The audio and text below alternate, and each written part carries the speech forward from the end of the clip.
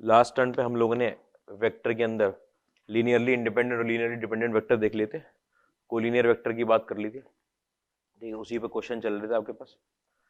क्या क्या बात आई थी हमारे पास कि अगर कोई भी मेरे पास नॉन कोलिनियर वेक्टर पड़े हुए हैं एक प्लेन के अंदर, ठीक है, तो प्लेन के अंदर कोई भी एक और वेक्टर आ रहा है, वो उन दोनों नॉन कोलिनियर वेक्टर्स में वाले लीनियरली इंडिपेंडेंट वेक्टर्स के लीनियर कॉम्बिनेशन में लिखा जा सकता है। ये वाली बात थी आपके पास। ठीक है, ऐसे छोटा सा क्वेश्चन देख के फिर आगे बढ़ते हैं। If A vector B vector are linearly independent, अगर ये लीनियरली इंडिपेंडेंट है, एंड √3 tan थीटा -1 के साथ लगा हुआ है आपके पास ए वेक्टर, प्लस में आपके पास √3 sec थीटा -2 के साथ लगा हुआ है आपके पास B vector is equal to 0, then general value of theta.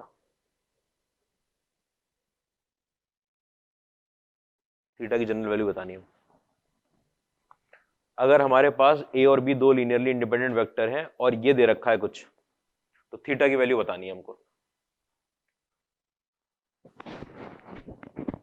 ठीक है, देखो भाई क्वेश्चन पे ध्यान दो।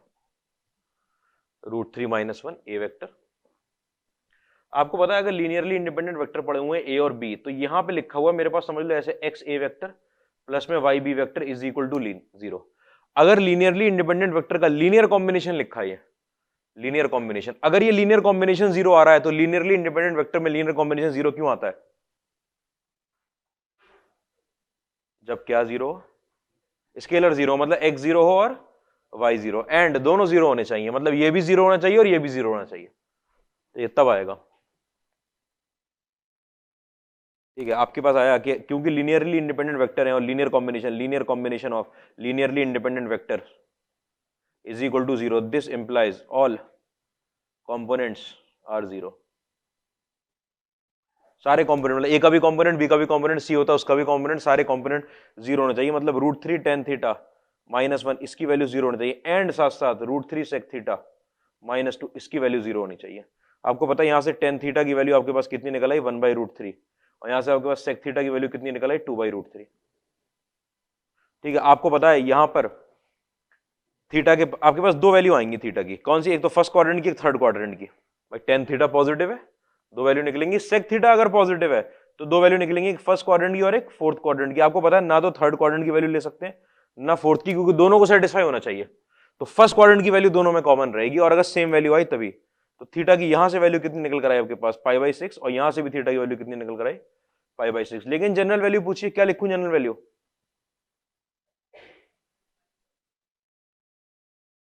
2nπ + π/6, 2nπ + π/6 के जनरल वैल्यू लिखने के लिए करना क्या होता है कि 2nπ ऐड कर देना होता है, ये वाला एंगल लेना है ना आपको, सिर्फ ये π/6 पर आएगा, 2π + π/6 पर आएगा, 4π + π/6 पर आएगा, इन सब पर आएगा 2nπ + π/6। कोई परेशानी की बात नहीं होनी चाहिए इसमें, सिंपल क्वेश्चन। आगे आओ,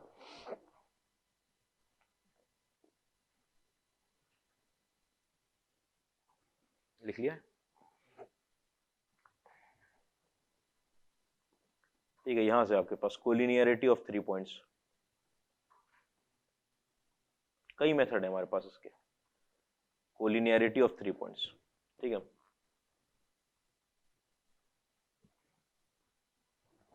कंडीशन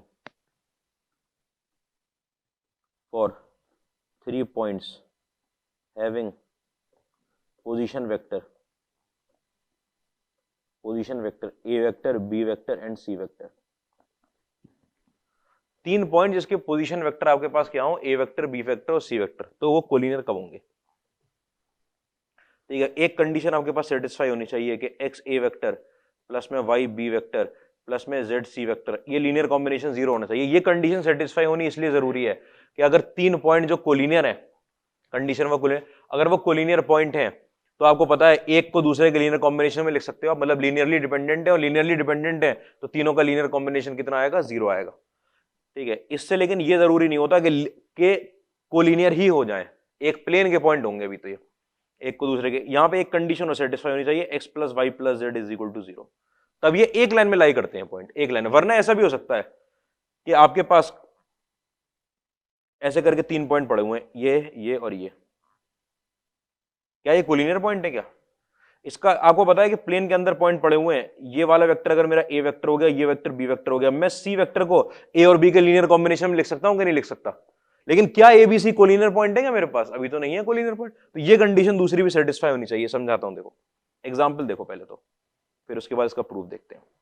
एग्जाम्पल में आपको पता है कि अगर आपके पास 5a वेक्टर माइनस में 2b वेक्टर माइनस में 3c vector is equal to 0 आ गया, ठीक है, तब ए बी सी कैसे हो जाएंगे? जो जो point A vector B vector और सी वेक्टर, जिन पॉइंट्स का पोजीशन वेक्टर, ये आपका ए पॉइंट होता, ये आपका बी पॉइंट होता, ये आपका सी पॉइंट होता, जिन पॉइंट्स का position vector A vector B vector और सी वेक्टर था, ठीक है, उन तीनों पॉइंट की बात कर रहा हूं। आपको पता है यहां से मैं अगले ही सेकंड में उठा के इसको 2b वेक्टर प्लस में 3c वेक्टर अपॉन 5 लिख सकता हूं।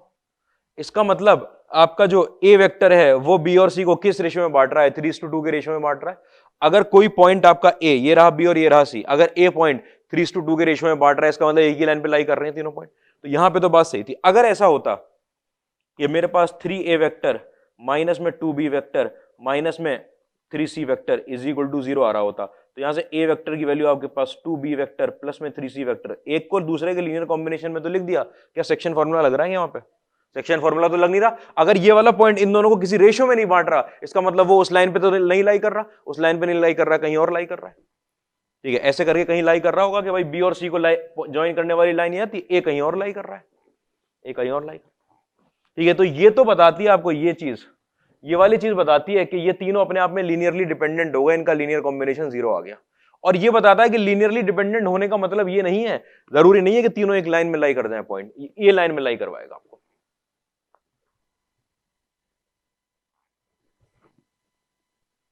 पॉइंट लाइन, पॉइंट की बात हो रही है कि ये देखना ऊपर वाली बात है ना, condition for 3 points having position vector as A vector B vector C vector, उन तीनों पॉइंट की कोलिनियरिटी की बात हो रही है।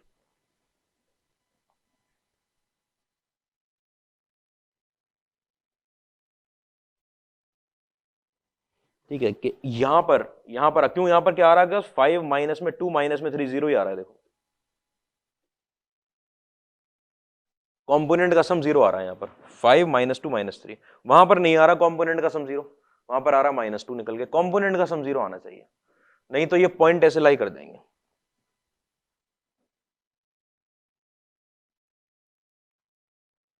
कंपोनेंट का सम 0, दोनों कंडीशन सेटिस्फाई होनी चाहिए। ये तो होगी, इसके बिना तो काम ही नहीं चलेगा कोलिनियर होने के लिए।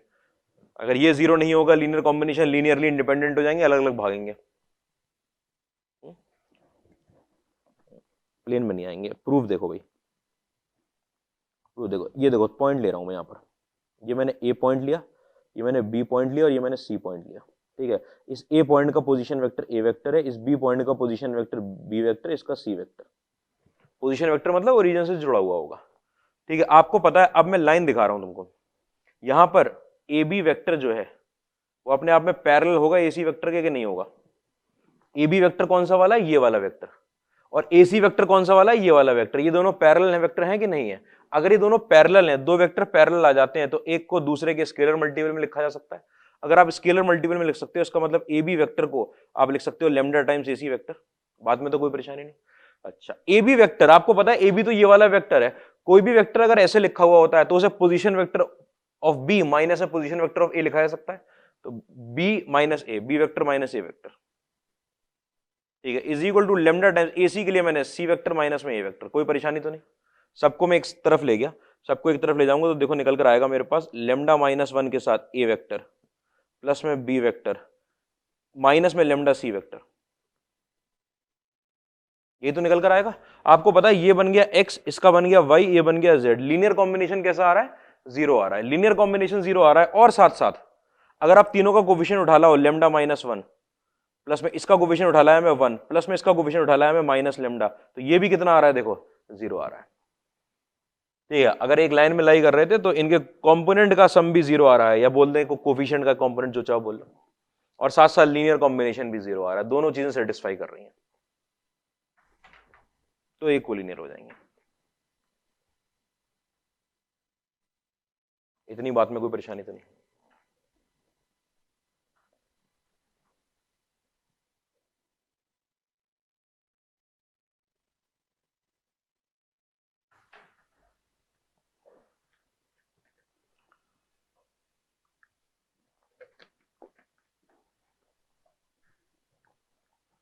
ठीक है, तो अब हमारे पास डिफरेंट डिफरेंट मेथड्स की बात कर रहा हूँ मैं। कौन कौन से मेथड है? Methods to check collinearity. Methods to check collinearity. Collinearity check करने का जो पहला मेथड है आपके पास, वो क्या मेथड है कि अगर आपको, ठीक है, ऐसे करके समझना, मेरे पास ये 3 पॉइंट पड़े हुए हैं, ये ए है जिसका पोजीशन वेक्टर ए वेक्टर, ये बी है जिसका पोजीशन वेक्टर बी वेक्टर, ये सी है जिसका पोजीशन वेक्टर सी वेक्टर। ठीक है, तो पहली कंडीशन तो ये है कि आपके पास एक्स ए वेक्टर प्लस में वाई बी वेक्टर प्लस में Z C vector is equal to 0 होना चाहिए, and X plus Y plus Z, ये अभी भी लिखी है। ठीक है, पहली कंडीशन। दूसरी कंडीशन समझना कि आपके पास ए बी वेक्टर जो है वो lambda times A C vector के आना चाहिए। या तो ऐसे कर लो या ऐसे कर लो, ए बी वेक्टर किसके? Lambda times A C vector के। दूसरा समझना हो, तीसरा, दूसरा हो गया तीसरा पॉइंट, मैग्नीट्यूड में आपके पास ये b माइनस ए जो वेक्टर है इसका मैग्नीट्यूड प्लस में आपके पास c माइनस बी जो है इसका मैग्नीट्यूड बराबर होना चाहिए c माइनस ए के मैग्नीट्यूड के। ये क्या कर दिया? ये तो वो कोऑर्डिनेट सिस्टम वाला लगा दिया कि b माइनस ए का मतलब वो ये वाला वेक्टर, इस वेक्टर का मैग्नीट्यूड डिस्टेंस हो गई है, c माइनस बी का मतलब वो ये वाला वेक्टर, इन दोनों की डिस्टेंस का सम बराबर होना चाहिए इसके डिस्टेंस के। ठीक है, चौथा हमारे पास कि एरिया ऑफ ट्राइंगल 0 होना चाहिए। एरिया ऑफ ट्राइंगल अगर मुझे 3 पॉइंट दे रखे हैं तो मैं एरिया ऑफ वेक्टर में, तो मैं एरिया ऑफ ट्राइंगल कैसे निकाल के लाता हूं? एरिया ऑफ ट्राइंगल तब कोऑर्डिनेट सिस्टम से नहीं निकल सकता, क्योंकि इसका जो पॉइंट होगा वो तीन तीन डायमेंशन में लिखा होगा, तीन तीन कोऑर्डिनेट में, तब क्रॉस प्रोडक्ट यूज होता है। एरिया ऑफ ट्राइंगल किसके लिए यूज होता है? एरिया ऑफ ट्राइंगल निकालने के लिए क्या यूज होगा? Cross product. बहुत कॉमनली यूज चीज, क्रॉस प्रोडक्ट से निकालते हैं। इतनी बात में कोई परेशानी नहीं कोलिनियरिटी में। ठीक है, नोट डाल के पॉइंट देखना कोलिनियर वेक्टर्स के लिए, कि अगर आपके पास ऐसे दिया हुआ है कि मान लो कोई आपके पास ए वेक्टर जो है वो आपके पास a1 आई कैप प्लस में a2 जे कैप प्लस में a3 के कैप है। ठीक है, और आपके पास b vector is equal to b1 I cap plus b2 J cap plus b3 K cap है। ये दोनों वेक्टर ऐसे करके लिखे हुए हैं मेरे पास। अगर मेरे पास वेक्टर ऐसे करके लिखे हुए हैं और दे रखा है आपको कि ए वेक्टर जो है वो पैरेलल है बी वेक्टर की, ये पोजीशन वेक्टर है, ये भी पोजीशन वेक्टर है, मतलब कोलिनियर, ये कोई पॉइंट रिप्रेजेंट कर रहे होंगे लेकिन ये अपने आप में पोजीशन वेक्टर हुए। ठीक है, तो क्योंकि आई जे के में दे रखे हैं, तो ए वेक्टर अगर बी वेक्टर के पैरेलल है तो आपको पता है कि A vector is equal to lambda times B vector हो जाएगा कि नहीं हो जाएगा? ऐसा लिख सकता हूं मैं। ठीक है, काम का पॉइंट है, देख लेना। ठीक है, ये वो चीज है जो आपको बचाएगी डॉट प्रोडक्ट लगाने से, डॉट प्रोडक्ट लगाने से। ठीक है, डॉट प्रोडक्ट लेंदी पड़ता है। A is equal to lambda B हो गया, जैसे आपको पता चला कि A is equal to lambda B है, इसका मतलब a1 आई कैप प्लस में a2 जे कैप प्लस में a3 के कैप की वैल्यू बराबर हो गई लेमडा टाइम्स यहाँ पर b1 आई कैप प्लस में b2 जे कैप प्लस में b3 के कैप के। ठीक है, अब आपको पता है कि आई कैप जे कैप एंड के कैप कैसे होते हैं भाई? लीनियरली इंडिपेंडेंट होते हैं। मैं कोफिशिएंट कंपेयर कर सकता हूं। अगर मैं कोफिशिएंट कंपेयर कर सकता हूं तो आई कैप का coefficient i1 is equal to lambda times b1, a1 is equal to a2 is equal to lambda times b2 और a3 is equal to lambda times b3। लिख सकते हैं ऐसे करके, मतलब a1 अपॉन b1 की value किसके बराबर? a2 अपॉन b2 के बराबर, किसके बराबर? a3 अपॉन b3 के बराबर। ये कंडीशन सेटिस्फाई होती है कब? जब वेक्टर्स आर पैरेलल। अगर वेक्टर पैरेलल हैं तो उनके आईजेके के कंपोनेंट कैसे होंगे? प्रोपोर्शनल होंगे। लिख चुके हैं क्या हम ये? If vectors are parallel components are proportional. नहीं लिखा होगा, आई थी कि लगाने में आएगी, ये चीज लगानी होती है हमको। ठीक है, नहीं तो आप अगर ये लगाना चाहो क्रॉस प्रोडक्ट 0 हो जाएगा, वो कभी कभार की बात है, मुश्किल से फंसेगा ऐसा, नहीं तो ये लगा के निकल जाते हैं आगे कि कंपोनेंट कैसे होंगे? प्रोपोर्शनल होंगे। आईआईटी ने बहुत शानदार क्वेश्चन दे रखा है इस कॉन्सेप्ट पे, इस वाले पर कि कंपोनेंट, सिर्फ इतनी बात लगानी है उसके अंदर, बाकी सब और चीजें हैं। बात में परेशानी तो नहीं। क्वेश्चन है कि हमारे पास का कोलिनियरिटी का,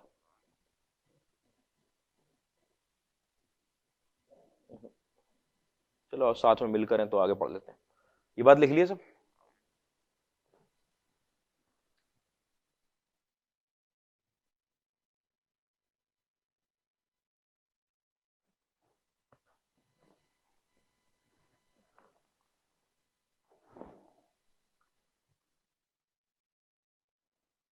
देखना भी आगे, कोप्लेनरिटी, ठीक है, बहुत काम की चीज, चौथी पांचवी जो भी काम की चीज आपके पास है, इस पे आ जाता है क्वेश्चन आईआईटी में डायरेक्ट, सिर्फ कोप्लेनरिटी में। ये सब जो collinearity, linearly independent, linear dependent, सबसे काम की चीज कोप्लेनरिटी है आपके लिए। कोप्लेनरिटी आगे भी आएगी स्केलर ट्रिपल प्रोडक्ट में, वहां से भी चेक होती है, यहाँ पे भी, ठीक है। वेक्टर्स, या ऐसे पढ़ लो लाइंस, उसके लिए भी ऐसे ही रहता है, जब हम 3 डायमेंशन में लाइन पढ़ेंगे ना तब भी, lying in the same plane, in the same plane are coplanar vectors. वो कोप्लेनर वेक्टर होते हैं, एक ही प्लेन में जो लाई करते हैं। पहला पॉइंट इसके अंदर, ठीक है, vectors lying in the same plane are coplanar vector, उन्हें कोप्लेनर वेक्टर कहा जाएगा। इसके अंदर पहला पॉइंट ये होता है कि टू वेक्टर्स, ठीक है, चाहे वो लीनियरली इंडिपेंडेंट हो या लीनियरली डिपेंडेंट हो, आर ऑलवेज कोप्लेनर, कोप्लेनर, ठीक है। लाइन के साथ ऐसा नहीं होता, जरूरी नहीं है कि दो लाइन हमेशा कोप्लेनर हो। अगर दो लाइन जा रही है, क्योंकि लाइन जो होती है ना वो फिक्स पोजीशन पर होती है, वेक्टर तो पैरेलली शिफ्ट हो जाता है, लेकिन लाइन पैरेलली शिफ्ट नहीं होती। अगर मेरे पास दो वेक्टर ऐसे जा रहे हैं, ऐसे करके, ठीक है, तो मैं इस वेक्टर को पैरेलल शिफ्ट करा के यहां लगा दूंगा, लाकर एक ही प्लेन में लाई कर गए। लेकिन अगर दो लाइन जा रही हैं तो हिलेंगी नहीं अपनी जगह से, ठीक है, फिक्स डैम ऐसी जा रही हैं, तो ये क्या एक प्लेन में लाई कर रहे हैं, एक प्लेन में तो लाई नहीं कर रहे। तो अच्छा, लीनियरली इंडिपेंडेंट हो मतलब कि नॉन कोलिनियर हो, ऐसे हैं दो वेक्टर, आपको पता है एक प्लेन में लाई कर जाएंगे, कोई परेशानी नहीं होगी, ठीक है। दूसरा point, 3 linearly dependent vectors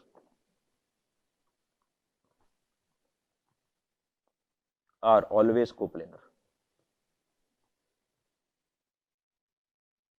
3 linearly dependent vector हमेशा कैसे होंगे, कोप्लेनर होंगे हमेशा।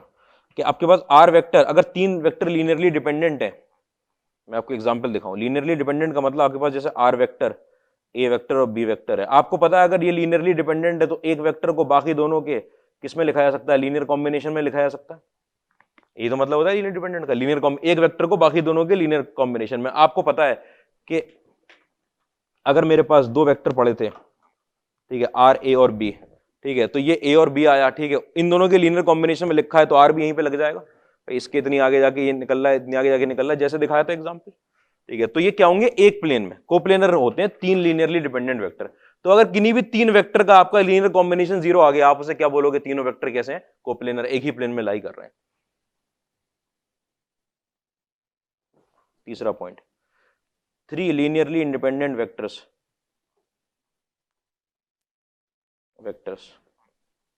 never lies in the same plane, ठीक है, ठीक है, या फिर ऐसे लिख लो, दैट इज कि 3 लीनियरली इंडिपेंडेंट वेक्टर जो होंगे आर नॉन कोप्लेनर, हमेशा नॉन कोप्लेनर रहेंगे। ऐसा कोई प्लेन नहीं जिससे तीनों पास कर जाए, जैसे आपका आईजेके होता है, तीनों लीनियरली इंडिपेंडेंट है आईजेके ऐसे करके, ठीक है, कोई ऐसा प्लेन नहीं जिसमें तीनों लाई कर जाए पूरे पूरे, ये या तो इसमें लाई दो को ले लेगा, या इन दोनों को ले लेगा, या इन दोनों को ले लेगा, प्लेन तीनों को नहीं ले सकता। तो 3 linearly independent vector are non coplanar, हमेशा नॉन कोप्लेनर रहेंगे।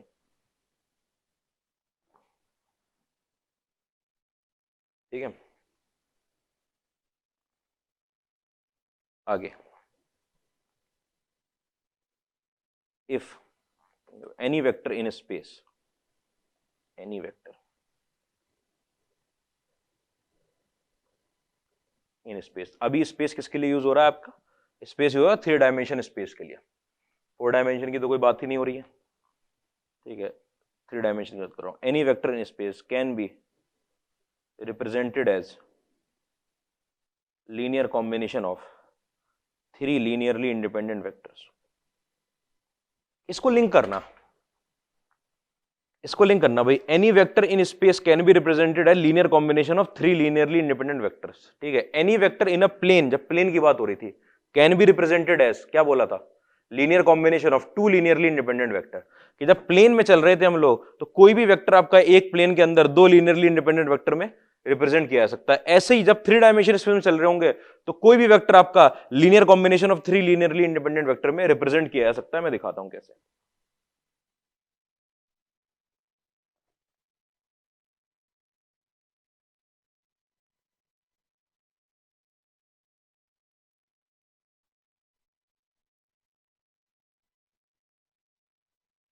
ठीक है भाई, ये देखो, ठीक है, यहां पर आपके पास ये वाला वेक्टर मान लेते हैं कि ये आपके पास इधर आ रहा है ए वेक्टर, और इधर जा रहा है आपके पास बी वेक्टर, और इधर जा रहा है आपके पास सी वेक्टर। ठीक है, यहां तक आएगा तो मैं एक कोफिशिएंट मल्टीप्लाई करके पैरेलली तो है ना ए वेक्टर और एक्स ए वेक्टर।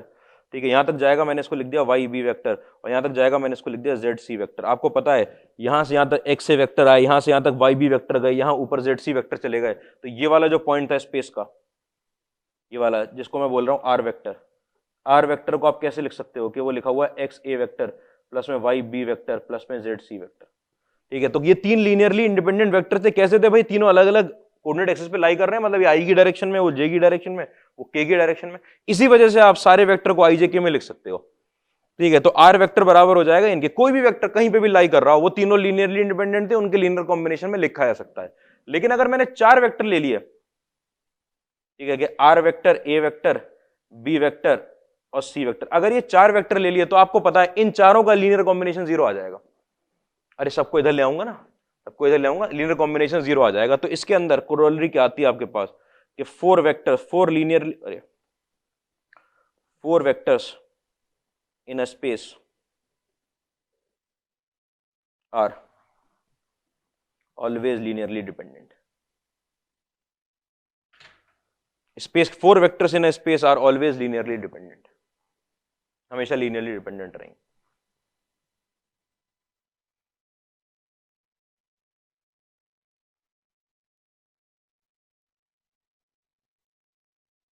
ठीक है, मतलब इसमें जनरल बात ये होती है कि अगर आपके पास n डायमेंशनल प्लेन है, प्लेन बोलते हैं उसको, n डायमेंशनल सरफेस है बल्कि, चलो n डायमेंशनल सरफेस में, तो उसके अंदर कोई भी पॉइंट रिप्रेजेंट करने के लिए आपको कितने चाहिए? n-1 लीनियरली इंडिपेंडेंट वेक्टर चाहिए होते हैं। अगर मेरे पास देखो ना कि आपके पास 3 डायमेंशन स्पेस थी, सॉरी 3 चाहिए होते हैं, n लीनियरली इंडिपेंडेंट वेक्टर चाहिए होते हैं। जब आपके पास 3 डायमेंशन स्पेस थी तो आपने क्या किया कि 3 लीनियरली इंडिपेंडेंट वेक्टर से दुनिया का कोई भी वेक्टर बना दिया। जब आपके पास 2 डायमेंशन का प्लेन था तो 2 लीनियरली इंडिपेंडेंट सारे वेक्टर लिख दिया। अगर आपके पास n डायमेंशनल सरफेस है तो उसके अंदर आप क्या करोगे? n लीनियरली इंडिपेंडेंट वेक्टर से कुछ भी लिख सकते हो, जरूरत नहीं है इस पॉइंट की। ठीक है, लेकिन जितनी स्पेस की, ठीक है, अगर n डायमेंशनल स्पेस है उसके अंदर आपने n+1 वेक्टर्स ले लिए तो वो हमेशा लीनियरली डिपेंडेंट रहेंगे। ठीक है, कोई भी पॉइंट आपका n लीनियरली इंडिपेंडेंट वेक्टर से रिप्रेजेंट किया जा सकता है। इसी को उठा के प्रोजेक्ट कर देते हैं n डायमेंशनल स्पेस में, मैथ्स में, हायर स्टडीज में। ठीक है, तो 4 वेक्टर स्पेस में हमेशा कैसे होंगे? लीनियरली डिपेंडेंट होंगे। इतनी बात में परेशानियां नहीं आई होगी। ठीक है, देखना भाई, उसके बाद इसके अंदर कंडीशन ऑफ कोप्लेनरिटी।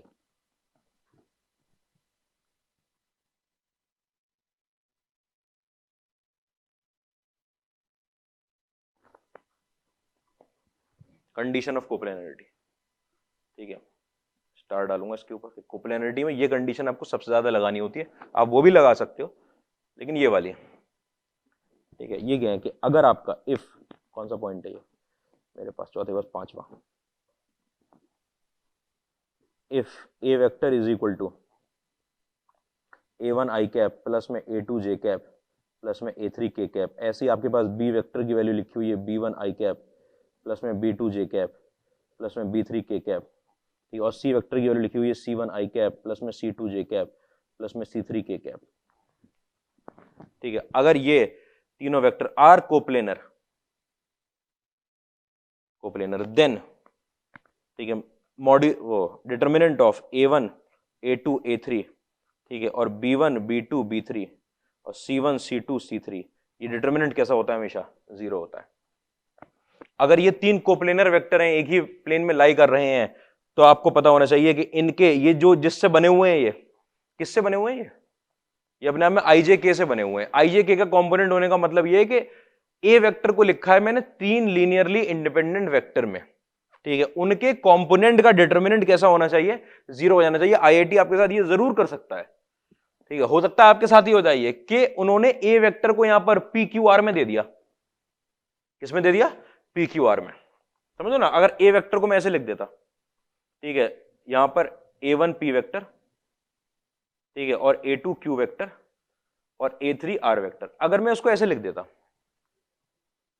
ठीक है, अगर मैं ऐसे लिख देता, मैं बताऊं कि तुम क्या करते एग्जाम के दिन, अगर तुम्हें ना पता हो, तुम पहले पी वेक्टर डिफाइन करते, P1 आई कैप, यहां से एक पी वेक्टर डिफाइन होता है, क्यू वेक्टर, आर वेक्टर, इतनी बड़ी एक ही इक्वेशन बन जाती ना कि जब एबीसी का लीनियर कॉम्बिनेशन लिखना होता तुमको, एबीसी का, तो बहुत मतलब 9 टर्म निकलेंगे यहां पर, 9 टर्म, 9 इसके और 9 इसके, 27 टर्म की इक्वेशन बना देते।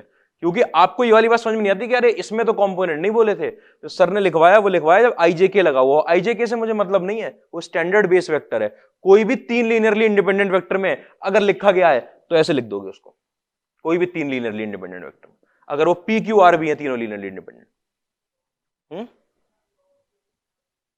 हाँ ऐसे लिखा होगा। तो क्यों कर सकते हैं ऐसा, क्यों, क्योंकि लीनियरली इंडिपेंडेंट है, वरना नहीं कर सकते। अगर लिख दिया हो P Q R linearly dependent, तब नहीं कर सकते, तब नहीं कर सकते। अगर साथ में लिख के दे दिया P Q R linearly dependent, आप ऐसा नहीं कर सकते कि वो करवा दोगे, कोफिशिएंट को ऐसे लिख दोगे। 3 लीनियरली इंडिपेंडेंट वेक्टर के सम में लिखा हुआ होना चाहिए उसे। बेस वेक्टर बदलने की बात होती है, बेस वेक्टर बदल दिया, ठीक है। अब ये होता कैसे है भाई कि डिटरमिनेंट 0 कैसे आ गया, ठीक है। तो मैं आपसे पूछ रहा हूं कि अगर ये मेरे पास कोप्लेनर है, आराम सुनना, अगर ये कोप्लेनर है, एक ही प्लेन में लाई करते हैं, इसका मतलब ऐसे जा रहा होगा कोई बी वेक्टर, ऐसे जा रहा होगा कोई सी वेक्टर, ऐसे आ रहा होगा कोई ए वेक्टर, एक ही प्लेन में होंगे ना। तो आप ए वेक्टर को बाकी दोनों के लीनियर कॉम्बिनेशन में लिख सकते हो क्या, एक्स बी वेक्टर प्लस में वाई सी वेक्टर, लिख सकता हूं ऐसे करके। अगर मैं ऐसे करके लिख सकता हूं तो मुझे कोफिशिएंट कंपेयर करवा दो, यहां पर डायरेक्टली लिख रहा हूं कि आई कैप का जो कोफिशिएंट आएगा वो कितना आएगा भाई, A1 होगा इधर तो, और उस तरफ B1 प्लस वाई C1, ठीक है, और जे कैप का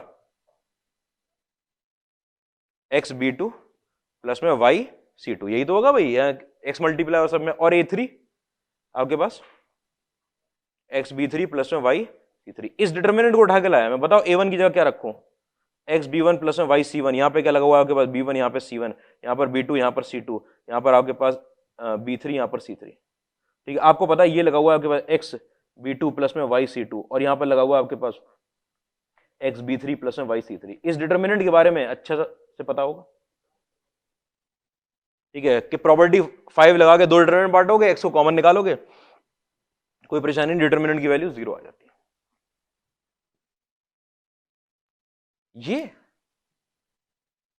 ये कैसे हुआ पूछ रहे हो तुम, ये कैसे पूछ रहे हो। अच्छा देखो, इसके अंदर क्या किया कि मैंने ए वेक्टर को लिख लिया पूरा ओपन करके, ठीक है, ए वेक्टर को, और बी के साथ आपका एक्स मल्टीप्लाई है और सी के साथ वाई मल्टीप्लाई है। मैं आई कैप, क्योंकि लीनियरली इंडिपेंडेंट वेक्टर है, कोफिशिएंट कंपेयर कर रहा हूं, इसका A1 आएगा, इसके साथ एक्स मल्टीप्लाई हो रहा है तो इसका एक्स B1, और इसके साथ वाई C1, देखो, ठीक है ना, ज्यादा पढ़ लिया आज, इसमें तो परेशानी नहीं थी, ऐसा क्यों लिख पाए, डिटरमिनेंट 0 आएगा, ये आपको सबसे ज्यादा यूज करना होता है। आप दोनों ही चीजें कर सकते हो, ये भी एक प्रोसेस ही होता है, ये भी एक प्रोसेस, कभी कभी इससे भी आंसर जल्दी निकल आता है, कंपेयर कर दिया उठाकर।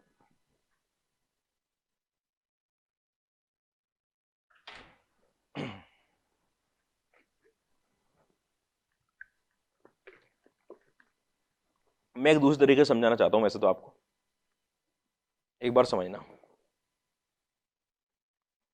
इसको मैंने लिखा एक्स B1 प्लस में वाई, अगर समझ पाओ तो बहुत मजा आ जाएगा, मुझे मजा आ जाएगा, मतलब आपको क्या मजा आएगा।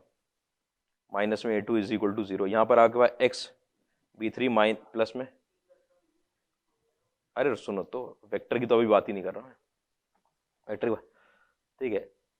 ये एक कंडीशन समझाई थी मैंने कि अगर ऐसे आपने लीनियर कॉम्बिनेशन में लिख दिया है, ठीक है, उसके लिए क्या चीज आपको निकालनी होती है, ये प्रूफ करने के लिए कि लीनियर कॉम्बिनेशन में लिखा जा सकता है, इसको इसके लीनियर कॉम्बिनेशन में लिखा जा सकता है, ये प्रूफ करने के लिए क्या चीज निकालनी होती है कि एक्स और वाई की एक वैल्यू मिल जाए, जिसके लिए लीनियर कॉम्बिनेशन में बताया था ना कि लैम्डा और म्यू चाहिए होता है हमको, कि एक्स और वाई की ऐसी वैल्यू मिल जाए कि ए वेक्टर इन दोनों के बराबर हो जाए, मतलब आपको एक्स और वाई की एक वैल्यू चाहिए, ठीक है। अपने आप में अगर आपको दिख रहा हो तो ये अपने आप में सिस्टम ऑफ 3 लीनियर इक्वेशन है, system of 3 linear equation with 2 variables, अगर याद आ जाए तो, विद 2 वेरिएबल्स। ये अपने आप में एक स्ट्रेट लाइन रिप्रेजेंट करेगी एक्स और वाई में, ये स्ट्रेट लाइन, ये स्ट्रेट लाइन। एक सॉल्यूशन निकलना है, लाइन को कैसा होना चाहिए? 3 स्ट्रेट लाइन है ना भाई, अगर एक सॉल्यूशन निकलना है, अगर 3 लाइन ऐसे बन गई, क्या सॉल्यूशन निकला आपके पास?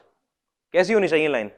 नाम ही नहीं याद आ रहा, इंटरसेक्टिंग तो वो भी है, कॉन्करेंट नाम की एक चीज होती थी, नाम ही नहीं याद आ रहा, मुझे पता है जुबान में था कि क्या चीज होती है, कॉन्करेंट। और कॉन्करेंट लाइन की अगर 3 लाइन लिखी हुई है ऐसे करके, तो कॉन्करेंट लाइन की कंडीशन आपको मैंने स्ट्रेट लाइन में पढ़ाई है कि क्या कंडीशन होती है कॉन्करेंट लाइन की, ये तो कंडीशन होती है डिटरमिनेंट कोएफिशिएंट का डिटरमिनेंट 0 आना चाहिए।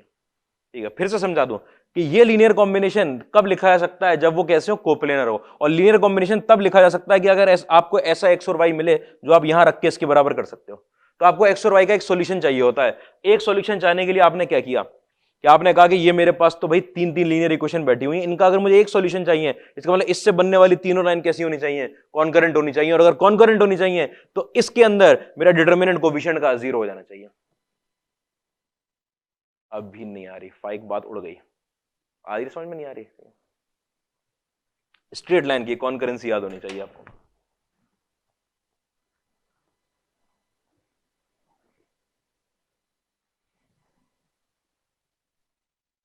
ठीक है, दोनों तरीके से हमने कोप्लेनरिटी देख ली, मैंने उस तरीके से भी बता दिया। ये भी मेथड होता है करने का, सॉल्व करने का, ये मेथड भी होता है, ये मेथड भी होता है, डिटरमिनेंट भी होता है। सबसे अच्छा तरीका डिटरमिनेंट है। ठीक है, उसमें आपको कुछ करना नहीं है, आपको वैल्यू पुट करनी है और डिटरमिनेंट सॉल्व करना है। आप डिटरमिनेंट ही ना सॉल्व कर पाओ तो अपने आप में बहुत डिफिकल्ट है फिर कुछ भी समझा पाना। दो क्वेश्चन दो, कोप्लेनरिटी हो गई है तो ठीक है। If A vector, B vector and C vector are non coplanar, ये तीनों नॉन कोप्लेनर है, देन प्रूव दैट, क्या प्रूफ करना है आपको? 3 ए वेक्टर माइनस में 7 बी वेक्टर माइनस में 4 सी वेक्टर, ठीक है, 2 ए वेक्टर माइनस में 2 बी वेक्टर प्लस में सी वेक्टर, और यहां पर आ गया ए वेक्टर प्लस में बी वेक्टर प्लस में 2 C vector are coplanar. Proof that, proof करना है।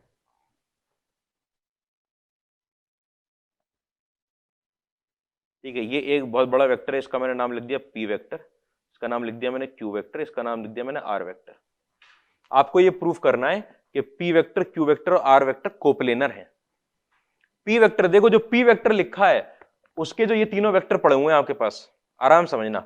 पी वेक्टर, कोई भी वेक्टर अगर आपको कोप्लेनर प्रूफ करना होता है तो आपको जो वेक्टर चाहिए होता है उसके कंपोनेंट आई कैप का होना चाहिए, कंपोनेंट जे कैप का, कंपोनेंट के, यहां आई जे के तो नहीं पड़े, यहां एबीसी पड़े हुए हैं। एबीसी खुद कैसे हैं? Non coplanar. नॉन कोप्लेनर मतलब कैसे हुए? Linearly independent. लीनियरली इंडिपेंडेंट है तो आईजेके की तरह बिहेव कर जाएंगे डिटरमिनेंट को सॉल्व करने में। कर दो भाई। ठीक है, कोफिशिएंट ऑफ आपके पास, इनको कोप्लेनर प्रूफ करने के लिए यहां 3 -7 और -4, -7 और -4, यहां पर आ गया 2 -2 और 1, और यहां पर 1 1 और 2। कोई वैल्यू थोड़ी निकालनी मुझे तो प्रूफ करना है। प्रूफ करना मतलब डिटरमिनेंट 0 आ जाना चाहिए मेरा। आ रहा है क्या डिटरमिनेंट 0? 3 लिख दिया मैंने -4 -1 के साथ, प्लस में 7 लिख दिया मैंने 4 -1 के साथ, माइनस में 4 लिख दिया मैंने 2 + 2 के साथ। ठीक है, कितना आ रहा है? माइनस में 15 आ रहा है, प्लस में मेरे पास 21 आ रहा है, माइनस में 16 आ रहा है। ये आ रहा है, ये 0 तो आया नहीं,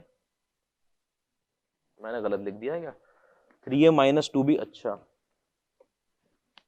3a -7 भी -4c है, यहाँ पर 3 लगाए ना, ये 3a -2 भी, हाँ तभी तो नहीं आ रहा। यहाँ 3 आएगा और यहाँ 3 आएगा अगर, तो दूसरे वाले में आपके पास 6 -1 आएगा, यहाँ पर 6 मतलब कि 35 आएगा, और तीसरे वाले में आपके पास आएगा 3 + 2, 3 + 2 मतलब यहाँ पर आएगा माइनस में 20 हो गया। ठीक है, वहाँ 3 था। ठीक है, बात समझ। ये 3 नॉन कोप्लेनर वेक्टर हैं। नॉन कोप्लेनर होते ही आपको पता चल गया कि ABC are linearly independent. ABC are linearly independent. अगर वो लीनियरली इंडिपेंडेंट है तो आपको पता है पी क्यू आर में आपको क्या निकालना है। पी क्यू आर की आपको निकालना है कोप्लेनरिटी चेक करनी है, आपको कोप्लेनरिटी चेक करनी है। आपके पास IJK नहीं पड़ा, मैंने क्वेश्चन में IJK कंपोनेंट लिखे थे लेकिन 3 लीनियरली इंडिपेंडेंट वेक्टर लिखे, आप उनके कोफिशिएंट चेक कर दो, बात बराबर है, कोई परेशानी नहीं इसके अंदर। अगले क्वेश्चन पे आओ।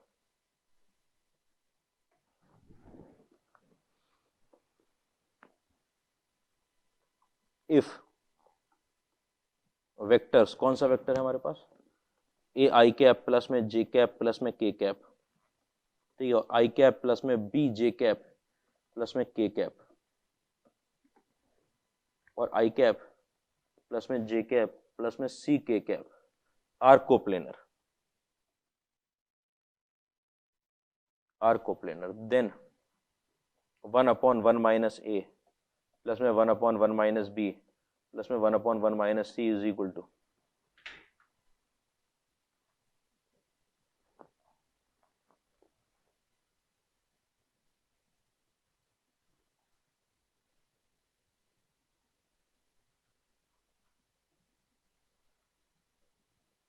इसकी वैल्यू निकालनी है आपको। A I cap plus B J, अगर ये तीनों कोप्लेनर वेक्टर हैं, आई जे के ही पड़ा हुआ, कोप्लेनर वेक्टर की कंडीशन लगा दी मैंने, यहाँ पर ए 1 और 1 लिख दिया, यहाँ पर 1 बी और 1 लिख दिया, यहाँ पर 1 1 और सी लिख दिया। ये डिटर्मिनेंट कैसा हो जाना चाहिए, 0 हो जाना चाहिए। कोप्लेनर दे रखे हैं, चेक नहीं करना है, कोप्लेनर ये 0 हो जाना चाहिए, ठीक है। एक तरीका हुआ, मैं तो पहले दूसरे तरीके से करूंगा आपके लिए।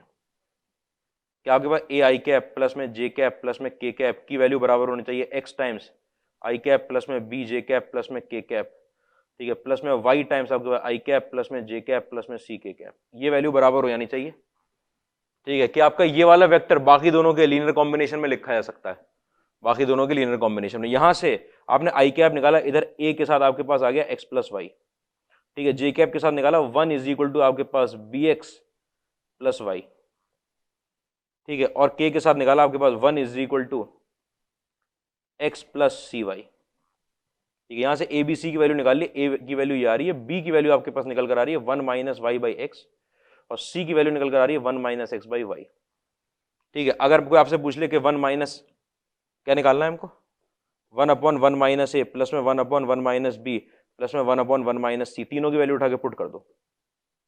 1 माइनस में ए की वैल्यू कितनी आई है निकल के, एक्स प्लस वाई, ठीक है, प्लस में 1/1 माइनस बी, 1 माइनस बी की value 1 minus Y by X, plus में 1/1 माइनस सी, तो 1 माइनस में 1 माइनस एक्स अपॉन वाई, इसकी वैल्यू आपने पुट कर दी, ठीक है। सॉल्व कर लेंगे इसको तो, ठीक है। ये निकल कर आया 1/1 minus X minus Y, plus में यहां पर निकल कर आया एक्स माइनस 1 प्लस वाई, ऊपर चला गया एक्स, प्लस में यहां पर निकल कर आया आपके पास वाई प्लस एक्स माइनस 1, ठीक है। X plus Y minus 1, X plus Y minus 1 यहां लगा, एक्स प्लस वाई माइनस 1 यहां लगा, इसको माइनस मल्टीप्लाई कर दिया अगर मैंने, तो आपके पास यहां निकल कर आएगा, यहां वाई चला जाएगा ऊपर, यहां निकल कर आएगा -1 upon x plus Y minus 1, ठीक है। आपको पता है तीनों के नीचे वही लगा हुआ, यहाँ प्लस में एक्स आ गया, प्लस में वाई आ गया, ठीक है, ऊपर नीचे कट गया, कितना आंसर आ गया 1।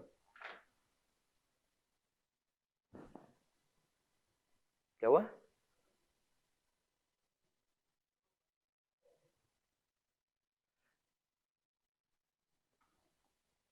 ठीक है। डिटर्मिनेंट सॉल्व करो मेरे लिए, तुम डिटर्मिनेंट से निकालो 1,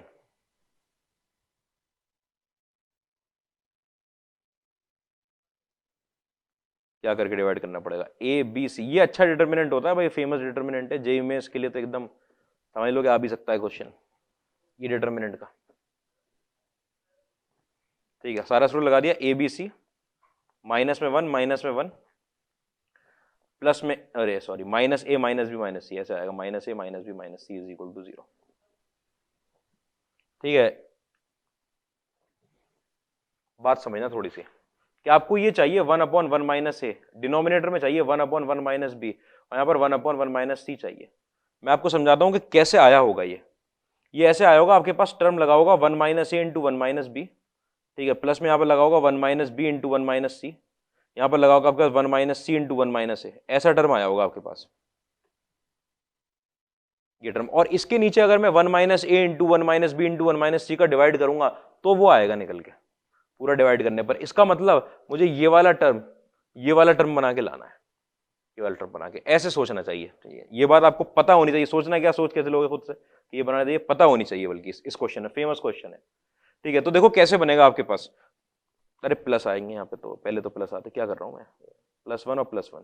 ठीक है, एक मेरे पास 1 माइनस ए लिखा हुआ है, 1 माइनस ए। ठीक है, और माइनस में बी। मैं इस टर्म की बात करता हूँ। ये टर्म बनता कैसे, ध्यान देना। ये बनेगा 1 minus A minus B plus के ए बी से बन जाएगा। देखो बन जाएगा, मेरे पास एक 1 पड़ा हुआ है, माइनस में ए बी पड़ा हुआ है, माइनस में बी पड़ा हुआ है, मैंने क्या कर दिया, प्लस का ए बी कर दिया। ठीक है, अभी माइनस ए बी करूंगा।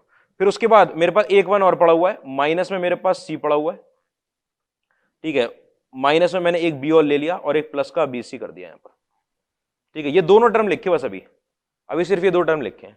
ठीक है, क्या क्या आप लगा चुके हो, एक ए बी लगा चुके हो, एक आप बी सी लगा चुके हो, उन दोनों को सब्ट्रैक्ट करना पड़ेगा। ठीक है, आपने माइनस का बी 2 बार यूज कर लिया, एक ही बार था, तो एक बार प्लस का बी करूंगा। ठीक है, प्लस का बी करूंगा एक बार। ठीक है, एक बार क्या करूंगा, माइनस में ए बी करूंगा, एक बार माइनस में बी सी करूंगा, ऐड कर चुका, और एक प्लस का ए बी सी मेरे पास पड़ा हुआ था। इतनी बात में तकलीफ नहीं होनी चाहिए। इज इक्वल टू, देखो सब एडजस्ट हो गए। 2 बार आपने 1 यूज कर लिया। ठीक है, माइनस का ए माइनस का बी माइनस का सी यूज कर, एक बार बी एक्स्ट्रा यूज किया था, उसे ऐड कर दिया। आप एक जबरदस्ती एक क्या लगाए थे, एक ए बी ले आए थे, एक बी सी ले आए थे, आपके minus A B minus B C के, ए बी सी आपके पास पड़ा हुआ था। ठीक है, सबको यूज कर लिया। अब देखो ये जो बनकर आएगा 1 माइनस ए, ठीक है, के साथ 1 माइनस बी बनकर आएगा। ये मैंने आपको लिमिट में भी दिखाया है कि ऐसे भाई ऐसे ब्रेक करते हैं। 36 की पावर में एक्स, माइनस में 9 की पावर में एक्स, माइनस में 4 की पावर में एक्स प्लस 1। ठीक है, ऐसे ब्रेक करते हैं। ठीक है, प्लस में आपके पास यहाँ 1 माइनस सी आया और यहाँ 1 माइनस बी आया। इसमें से देखना भाई क्या कॉमन आ रहा है सारे टर्म में से। बी कॉमन आ रहा है, आपने बी को कॉमन निकाल लिया, बी कॉमन निकाल लिया, 1 माइनस ए बचा। बी को कॉमन निकालने के बाद क्या बचा यहाँ पर, 1 minus A minus C plus में ए सी। ठीक है, ये टर्म आपके पास बी के साथ निकल कर आ गया 1 माइनस ए और 1 माइनस सी। ठीक है, यहां सब लगा हुआ है। 1 माइनस करने का तरीका होता है डिटर्मिनेंट को सॉल्व, प्लस में 1 माइनस, डिटर्मिनेंट भी रिवाइज हो रहा है साथ साथ, इज इक्वल टू 0। किससे डिवाइड कर लिया जाए, 1 माइनस ए 1 माइनस बी, वरना हो नहीं सकता क्वेश्चन ये। 1 माइनस ए 1 माइनस बी 1 माइनस सी, अगर आप ये नहीं बना के लाओगे तो होगा नहीं क्वेश्चन। इससे डिवाइड कर लिया अगर मैंने, तो देखो यहां डिवाइड करूंगा तो 1 अपॉन 1 माइनस सी बचेगा, यहां डिवाइड करूंगा तो 1 अपॉन 1 माइनस ए बचेगा। ठीक है, प्लस में आपके पास यहां बी रखा हुआ, यहां बी अपॉन 1 माइनस बी बचेगा। कोई परेशानी तो नहीं इसके अंदर। ठीक है, मैं इसको उधर ले गया, 1 अपॉन 1 माइनस सी प्लस में 1 अपॉन 1 माइनस ए। ठीक है, is equal to minus B upon 1 minus B. ठीक है, मैंने 1 ऐड कर दिया और 1 सब्ट्रैक्ट कर दिया, माइनस में 1 अपॉन 1 माइनस बी, 1 ऐड और 1 सब्ट्रैक्ट कर दिया। ये 1 minus B upon 1 minus B cut के क्या हो गया, 1 हो गया। वो वाला टर्म उठ के इधर आ गया, आपको इसी की वैल्यू निकालनी थी, 1 के बराबर आ गया। ये टर्म और ये टर्म कट गया आपके पास, इधर बचा 1, इधर आ गया आपके पास 1 upon 1 plus B, 1 upon 1 minus B. पहले से पड़ा हुआ 1 अपॉन 1 माइनस सी, और यहाँ पर पड़ा हुआ 1 अपॉन 1 माइनस ए की वैल्यू 1 आ गई। डिटर्मिनेंट देखो, नहीं समझ में आई बात क्या क्या,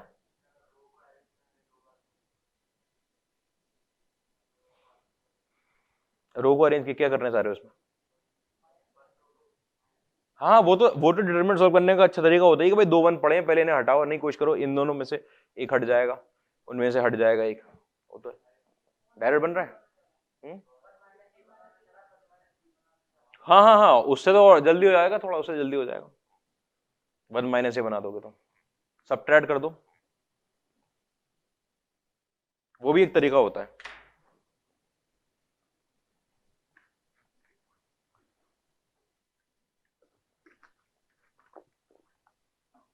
बहुत बढ़िया पढ़ाई कर रहे हो मतलब। आगे बढ़ जाऊंगे क्वेश्चन पे, करके भी बढ़ गए इतनी जल्दी।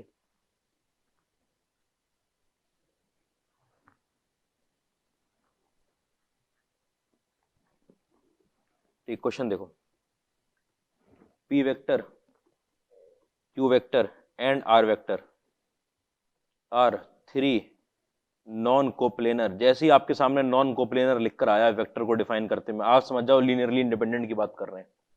इन आर क्यूब, आर क्यूब का मतलब समझते हो, आर क्यूब का ये मतलब हुआ आर क्रॉस आर में 3 डायमेंशन की बात कर रहे हैं। ये आया था शायद, यही क्वेश्चन था 2015 में जो आया था, ये वाला था। Let the components of a vector S vector along p vector, q vector and r vector be 4, 3 and 5 respectively if the components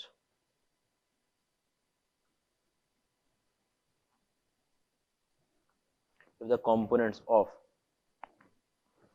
s vector along किसके along minus p plus q plus r, ठीक है, p minus q plus r, ठीक है, and minus p minus q plus r, minus p plus q plus r, p minus q plus r, minus p minus q plus r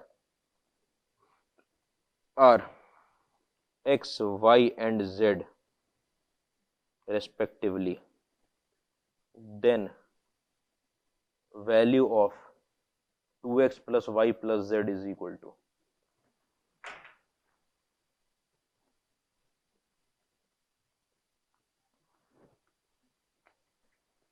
ये अपने आप में P Q R तीन non coplanar vector है। अब दुनिया का कोई भी वेक्टर आ जाए वो इन तीन नॉन कोप्लेनर वेक्टर मतलब लीनियरली इंडिपेंडेंट वेक्टर के लीनियर कॉम्बिनेशन में लिखा जा सकता है। एस वेक्टर आपका कोई वेक्टर आ गया 100% लिखा जा सकता है इन तीन लीनियरली इंडिपेंडेंट वेक्टर के लीनियर कॉम्बिनेशन में, ठीक है। आपने बोल दिया ये क्या बोले components of S vector, S का कंपोनेंट पी के अलोंग कितना दे रखा है 4, मतलब एस वेक्टर की जो वैल्यू आ रही है वो निकल कर आ रही है आपके पास 4 पी वेक्टर प्लस में फिर Q के अलोंग कंपोनेंट कितना दे रखा है 3 Q वेक्टर। ये कंपोनेंट ये तो होते हैं भाई जो आई कैप जे कैप के साथ जो कोफिशिएंट लगा होता है वो होते हैं, ऐसे इनके साथ लगा 5 के साथ दे रहा आर वेक्टर प्लस में 5 आर वेक्टर, ये दे दिया इसने। जहां पर आपको पता है P vector Q vector R vector अपने आप में नॉन कोप्लेनर है और नॉन कोप्लेनर सुनते ही आपको दिमाग में आना चाहिए कि वो लीनियरली इंडिपेंडेंट है। अगर वो लीनियरली इंडिपेंडेंट है कोफिशिएंट कंपेयर हो सकते हैं एस वेक्टर। और क्या बात दे दी इन्होंने कंपोनेंट्स ऑफ एस अलोंग, इसके अलोंग, इसके अलोंग और इसके अलोंग, ये अपने आप में कोई मान लो यू वेक्टर होगा, डब्ल्यू वेक्टर होगा, वी वेक्टर होगा, ठीक है, उनके अलोंग ये दे रखा है आपको एक्स वाई जेड दे रखे हैं, ठीक है। मतलब कि एस वेक्टर की जो वैल्यू लिखी हुई है आपके पास वो वैल्यू लिखी हुई है एक्स टाइम्स कितनी minus P plus Q plus R, ठीक है, प्लस में वाई टाइम्स किसके P minus Q plus R, ठीक है, प्लस में जेड टाइम्स किसके minus P minus Q plus R, ठीक है। और एस वेक्टर की जो खुद वैल्यू है वो एक ये भी है और पी वेक्टर प्लस में 3 क्यू वेक्टर प्लस में 5 आर वेक्टर।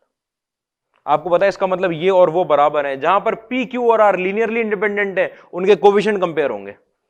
इधर से पी का कोफिशिएंट आ गया भाई 4, उधर से आपके पास निकल कर आ गया minus X plus Y minus Z, ठीक है। अच्छा ये तो पी वेक्टर का, फिर क्यू वेक्टर का कोफिशिएंट आप देखने का इधर से आ गया 3, उधर से आ गया आपके पास x minus Y minus Z, ठीक है। फिर आप आर वेक्टर को देखने का, आर वेक्टर का कोफिशिएंट इधर के आ गया आपके पास 5, इस तरफ के आ गया x plus Y plus Z. कोई परेशानी तो नहीं, x y की वैल्यू निकालनी है, कोई परेशानी नहीं होनी चाहिए।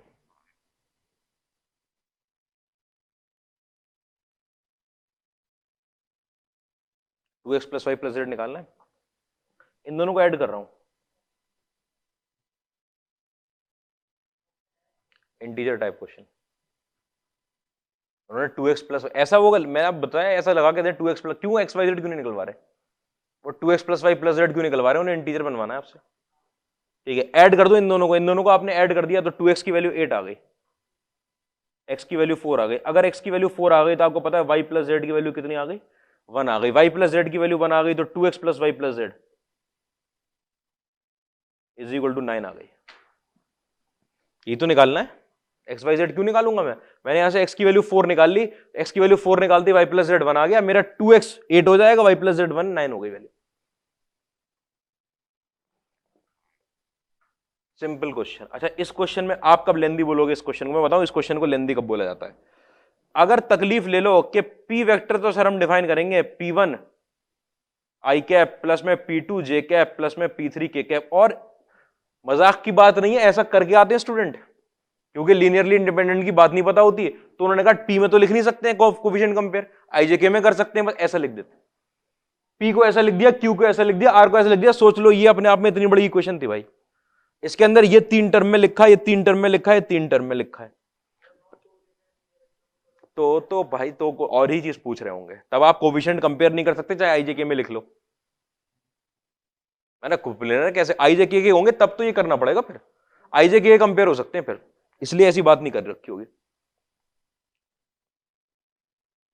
अरे कुछ परेशानी लग रही है।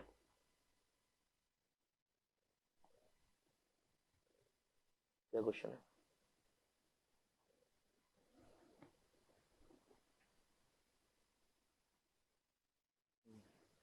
क्वेश्चन देखो अगला। Let A B C be distinct non negative number if the vectors a I cap plus में a j कैप प्लस में c k कैप, ठीक है, और आपके पास i कैप प्लस में j कैप, ठीक है, एंड हमारे पास कौन कौन सा c I कैप प्लस में c I cap plus c j cap plus में b k कैप। हाँ ए फिर सी ए, आई प्लस जे है और सी और बी है, ठीक है। लाई इन अ प्लेन, सिंपल क्वेश्चन दे रहा हूँ, लाई इन अ प्लेन। अगर ये प्लेन में लाई करते हैं then A C B are in AP GP H बताना, मतलब आपको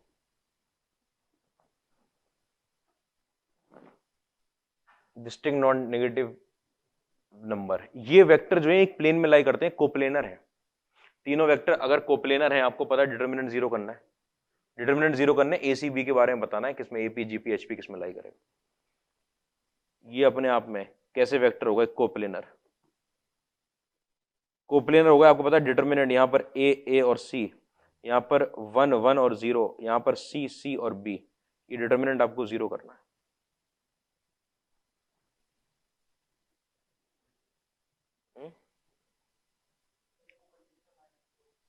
माइनस कर लेता हूं ना, कॉलम 2 को मैं लिख रहा हूं, कॉलम 1 को लिख रहा हूं, बल्कि कॉलम 1 को लिख रहा हूं मैं, कॉलम 1 माइनस में कॉलम 2।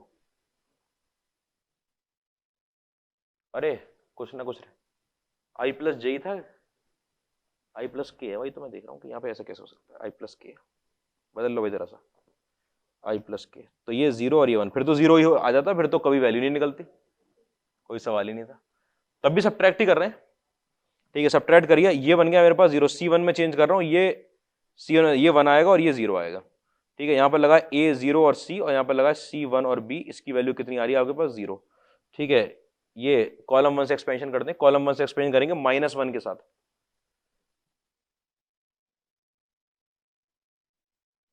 ए बी माइनस में सी स्क्वायर इज इक्वल टू 0, मतलब सी स्क्वायर की वैल्यू ए बी के बराबर आ गई, तो ए सी और बी किसके अंदर आ गए, जीपी में। कॉलम 1 से एक्सपेंशन कर दिया, ये 0 आएगा, फिर इसका -1 लगेगा, ए सी बी जीपी में आ गए। क्वेश्चन ही नहीं लिखा।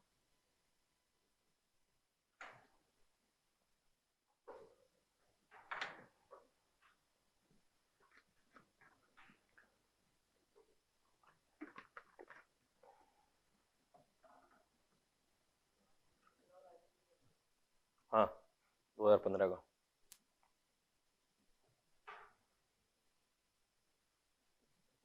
हो गया ये। अगले क्वेश्चन पे आऊं, कहाँ गया,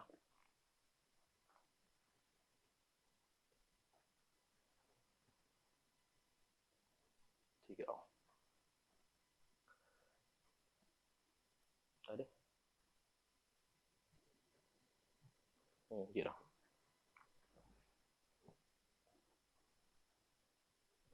देखो भाई क्वेश्चन जल्दी लिखना, थोड़ा सा जल्दी क्वेश्चन है, क्या लिखा है भाई। अच्छा 80 लेट,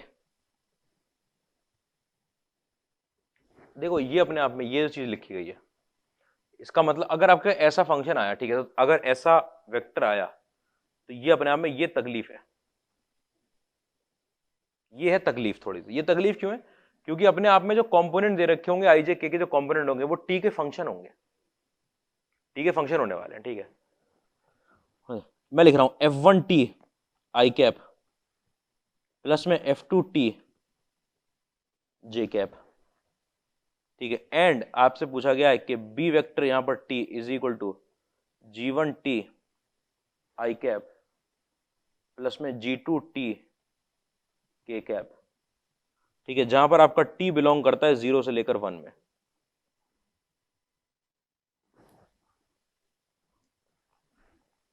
ठीक है, और जहां पर where f1 f2 g1 g2 are continuous function,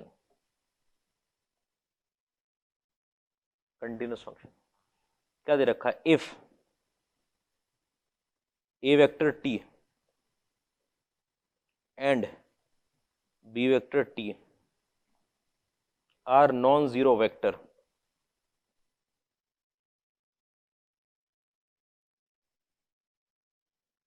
ठीक है, फॉर ऑल t, जितने भी t आपसे पूछे गए दिए गए जितने भी, एंड ए वेक्टर की 0 पर, t की वैल्यू 0 रखने पर वैल्यू कितनी आती है आपका? 2 I cap plus 3 J cap, ठीक है। और आपके पास ए वेक्टर की 1 पे, अच्छा पहले ए वेक्टर की t की जगह पर 1 रखने पर वैल्यू कितनी आती है? B I cap, B I cap 6 I cap, sorry 6 I cap plus में 2 जे कैप, ठीक है। और बी वेक्टर की 0 रखने पर वैल्यू कितनी आती है? 6 I cap plus 2 J cap, उसका होगा 3 आई प्लस 2 जे, ठीक है। और बी वेक्टर की 1 रखने पर वैल्यू कितनी आती है? 3 आई कैप प्लस 2 जे कैप, 3 आई cap plus 6 J cap, sorry पिछला वाली लिख दिया है, बी 0 वाली 2 आई कैप, पूरा पिछला लिख दिया 2 I cap plus 6 J cap, बदल देना। बी 1 पे value 2 I cap plus 6 J cap, then show that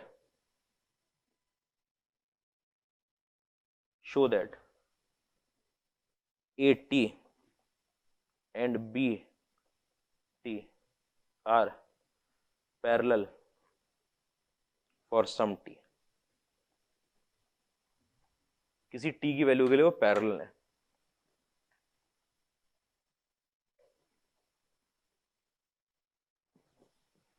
क्या बोल दिया उन्होंने? देखो ये अपने आप में कुछ नहीं है, ये टी की अलग अलग वैल्यू रखोगे, यहाँ आई कैप जे कैप कोएफिशिएंट बदलता जाएगा, ठीक है। ये अपने आप में वेक्टर का पूरा एक फंक्शन पकड़ा दिया आपको, ए वेक्टर टी वेरिएबल के साथ, कि टी की वैल्यू बदलोगे तो आई कैप और जे कैप का कंपोनेंट कोएफिशिएंट बदलता जाएगा, ऐसी बी में बदलता जाएगा। ये कह रहे हैं टी की वैल्यू 0 से 1 में रख सकता हूं मैं। ये चारों फंक्शन जो दे रखे हैं आपको, ये कंटिन्यूअस फंक्शन है, ठीक है। ये अपने आप में नॉन जीरो वेक्टर है, किसी भी टी के लिए 0 नहीं हो रहा है वेक्टर, ठीक है। अच्छा, ए की 0 पर वैल्यू इतनी निकल कर आ रही है, ए की 1 पर, या टी की जगह 1 रख रहा हूं, तो इसका मतलब क्या है? देखो अगर टी की जगह, तो यहां पर f1 0 की वैल्यू 2 आ रही है और f2 0 की वैल्यू 3 आ रही है, ये तो दे रखा है, ठीक है। ये कह रहे हैं कि शो दैट, क्या शो करना है? कि पैरेलल है किसी टी के लिए। आप समझना कैसे सॉल्व करना शुरू करेंगे। ये पूछ रहे हैं कि अगर हमारे पास ए वेक्टर टी, ठीक है, इस पैरेलल टू, अगर ये होना है, ठीक है, अगर ये होना है, इसका मतलब इन दोनों के कोफिशिएंट कंपेयर कर दूंगा मैं, कितने? f1t अपॉन g1t बराबर किसके? f2t अपॉन, अरे g1 g2t, ये बराबर होना चाहिए भाई कोफिशिएंट कंपेयर करने पर, ठीक है, सेम कोफिशिएंट आना चाहिए। अगर ऐसा होना चाहिए तो आपको पता है इसका मतलब f1t इंटू g2t माइनस में f2t इंटू g1t, इसकी वैल्यू कितनी आनी चाहिए? 0 आनी चाहिए। अरे सुन तो लो पहले, अगर ये पैरेलल हो रहे हैं मतलब ये सेटिस्फाई करना चाहिए, ये सेटिस्फाई करना चाहिए, क्रॉस मल्टीप्लाई करने पर ये 0 होना चाहिए। मैं अगर एक फंक्शन ht डिफाइन कर रहा हूं, कैसे? f1t g2t माइनस में f2t g1t, आपको प्रूफ क्या करना है? आपको प्रूफ करना है कि किसी t के लिए ये पैरेलल हो जाए, मतलब किसी t के लिए ऐसा हो जाए, मतलब ऐसा हो जाए, मतलब ये जो ht आया ये कितना हो जाए? 0 हो जाए, मतलब t की वैल्यू 0 से 1 में ht नाम के फंक्शन का एक रूट लाई करना चाहिए, एक रूट लाई करना चाहिए। ठीक है, और यहां पर आपको पता है ये चारों के चारों फंक्शन कैसे हैं, कंटिन्यूअस है। और अगर ये कंटिन्यूअस है तो h की 0 पर वैल्यू निकाल लूं और h की 1 पर वैल्यू निकाल लूं और 0 पे नेगेटिव और 1 पे पॉजिटिव आ जाए तो इंटरमीडिएट वैल्यू थ्योरम क्या कहेगा कि इनका रूट लाई कर रहा है। रूट लाई कर रहा है तो किसी t के लिए ये चीज 0 हो रही है, मतलब ये हो रहा है, ये हो रहा है, मतलब ये हो रहा है, मतलब दोनों पैरेलल है।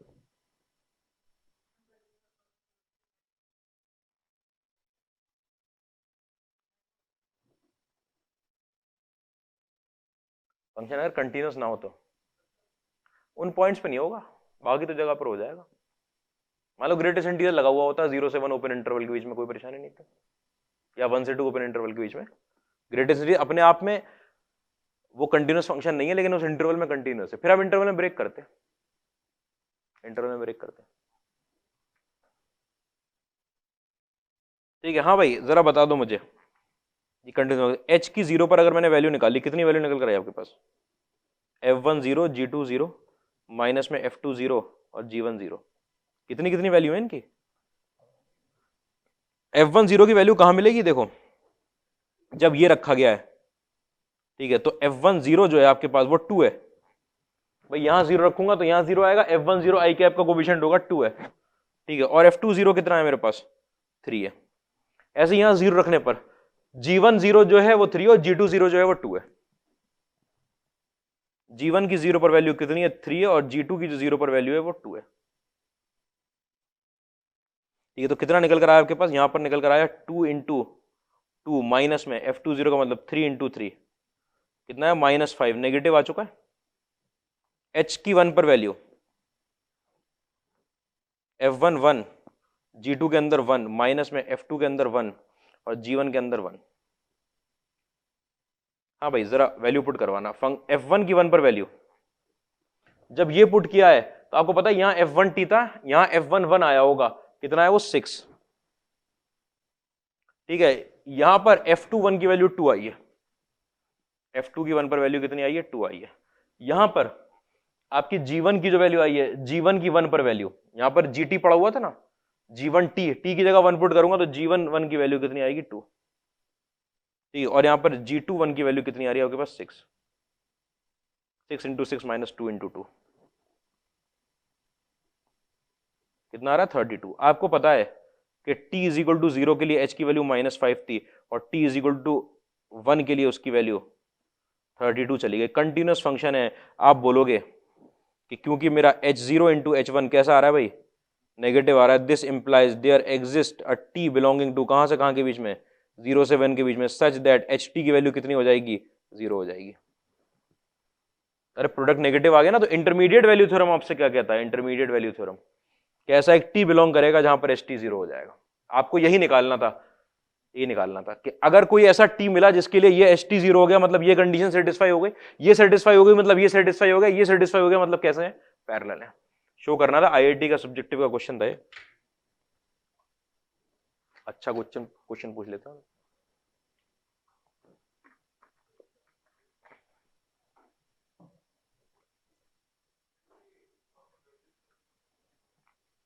ऐसे पुट करें, देखो ये दे रखा है मुझे, ए टी की वैल्यू ये दे रखी है, ठीक है। अगर मैं ये ए 0 लिखा है, इसका मतलब टी की जगह 0 पुट हुआ है, तो सब जगह हुआ होगा, तो बना होगा f1 0 और f2 0। ठीक है, अच्छा तो आई कैप के साथ f1 0 लिखा हुआ है यहां पर, और तो यहां पर आई कैप के साथ कितना लिखा है? 2 लिखा है, इसका मतलब f1 0 की वैल्यू 2 आई है। ऐसे देख के फिर यहां पर जब t की वैल्यू 0 रखी है तो यहां f2 0 बना होगा, f2 0 बना होगा, ये रहा f2 0, f2 0 की वैल्यू कितनी आई है? 3 आई है, वो निकाल के लिख के। ऐसे ही फिर b 0 के लिए g लिख दिया, फिर ऐसे ही f1 1 के लिए a से 1 से ले लिया। देख देख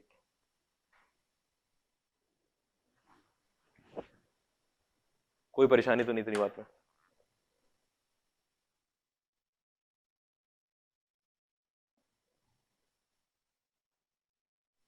लिख लिया? क्वेश्चन देखो, in R square, R square में क्या हो रहा है? लेट 3 आई कैप प्लस में जे कैप, ठीक है, आई कैप प्लस में √3 J cap and beta I cap plus में 1 माइनस बीटा जे कैप, ठीक है, B the position vector of X Y and Z, ठीक है, विथ रेस्पेक्ट टू, अरे चलो X Y and Z with respect to origin O, if the distance of x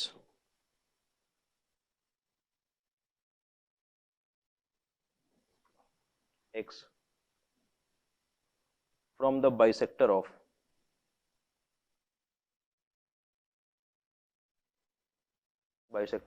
acute angle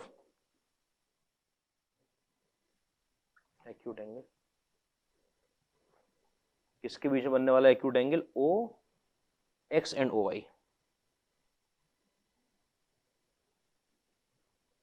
क्या हो गया, ये डिस्टेंस ऑफ जेड है, sorry ये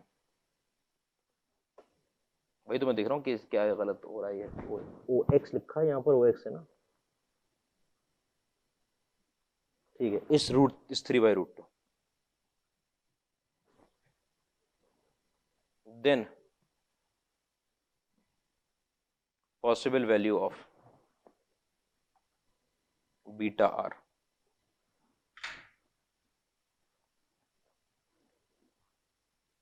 डिस्टेंस ऑफ z, इसको z को ठीक बना दे, 3i cap plus j cap i cap and B the position vector of, 3 point के पोजीशन वेक्टर बना दिए with respect to the origin, O ठीक है, डिस्टेंस ऑफ z पॉइंट की डिस्टेंस किससे, बाइसेक्टर ऑफ एक्यूट एंगल है इस 3/√2, distance दे रखी है, तो मॉड बीटा की पॉसिबल वैल्यू पूछिए, आराम समझो क्वेश्चन, ठीक है, एक आपके पास मतलब ये ऐसे एक्स वेक्टर पड़ा हुआ हो, ऐसे होगा ये, ठीक है, एक आपके पास यहाँ पर एक्स वेक्टर होगा, ठीक है, ये एक्स पॉइंट आ गया, ये ओ एक्स वेक्टर बन गया, ठीक है, ये आपके पास वाई पॉइंट आ गया, ये ओ वाई वेक्टर बन गया, ठीक है, या इनका बाइसेक्टर ऐसे जा रहा होगा,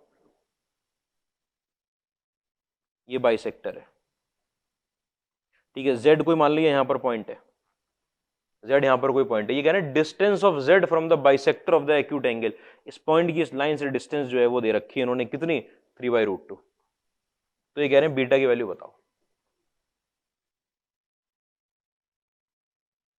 ठीक है, हाँ भाई, अगर वो पोजीशन वेक्टर ही है तो ओ एक्स वेक्टर जो आया होगा आपके पास, ओ एक्स वेक्टर वो कितना दे रखा है, 3i प्लस जे, ठीक है, ओ वाई वेक्टर जो है वो कितना दे रखा है, i plus √3j,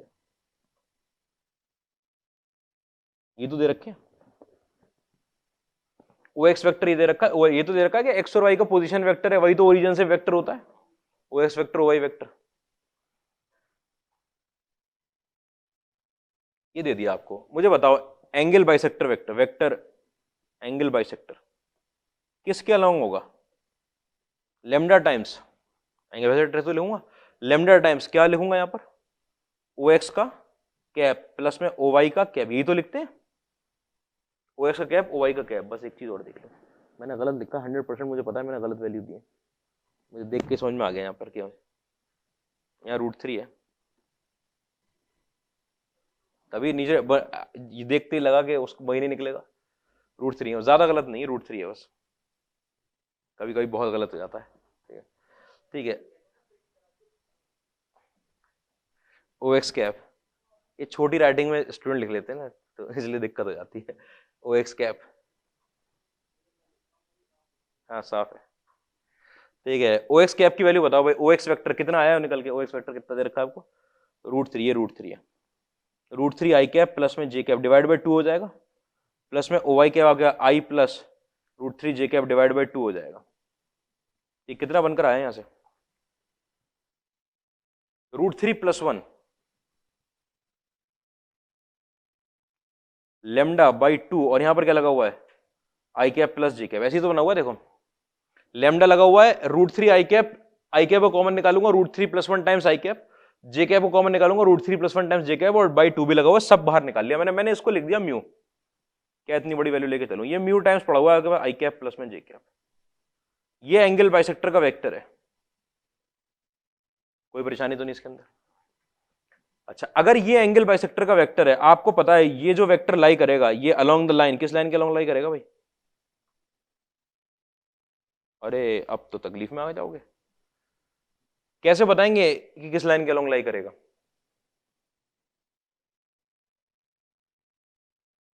y is equal to minus X के अलोंग लाई कर जाएगा I cap plus J cap का म्यू, तो उसका एक्सटेंडेड वर्जन है y is equal to X के अलोंग, अरे lies along y is equal to, मुझे बताओ ये I cap plus J cap जो वेक्टर होगा ना वो यहाँ 1,1 के पॉइंट पर होगा, 1,1 से, उससे मैं स्लोप निकाल लूंगा लाइन की, कितनी स्लोप आ जाएगी, 1 स्लोप आ जाएगी, 1,1 से पास करेगा, कौन सी लाइन जा रही है आपके पास, ठीक है, ये y is equal to X, कोई परेशानी तो नहीं। z जो पॉइंट है, z का पोजीशन वेक्टर क्या लिखा हुआ है भाई, बीटा आई कैप प्लस में 1 माइनस बीटा जे कैप, ये तो लिखा है, घबराना बिल्कुल नहीं है कि अभी तो कोऑर्डिनेट ज्योमेट्री में चलेगा। हाँ, तो ये पॉइंट कितना आएगा आपके पास, बीटा कॉमा 1 माइनस बीटा, इस पॉइंट की इस लाइन से डिस्टेंस निकाल के लानी है भाई, वो दे रखी है कितनी, रूट में 3/√2, ये डिस्टेंस, पॉइंट की लाइन से डिस्टेंस कैसे निकालते हैं, ये लाइन आपके पास लिखी हुई है x minus Y is equal to 0, x minus Y is equal to 0 क्या होती है पॉइंट की लाइन से distance, p is equal to क्या लिखते हैं, ax1 प्लस में by1 प्लस में c अपॉन अंडर रूट में a² प्लस b², पॉइंट की लाइन से डिस्टेंस। तो यहां पर क्या पुट करना है मुझे, बीटा माइनस में 1 माइनस बीटा, ये तो पुट करना है, c तो 0 है आपके पास, अपॉन अंडर रूट में आपके पास 2, ये डिस्टेंस कितनी दे रखी है, 3/√2, z की लाइन से डिस्टेंस इतनी दे रखी है, आपने √2 से √2 काट दिया, ठीक है, यहां से मेरे पास निकल कर आया, एक ही पॉइंट निकल कर आया ऐसे, तो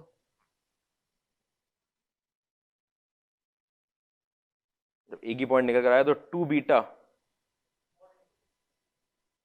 beta minus 1 is equal to 3, beta की वैल्यू तो 2 निकल आई,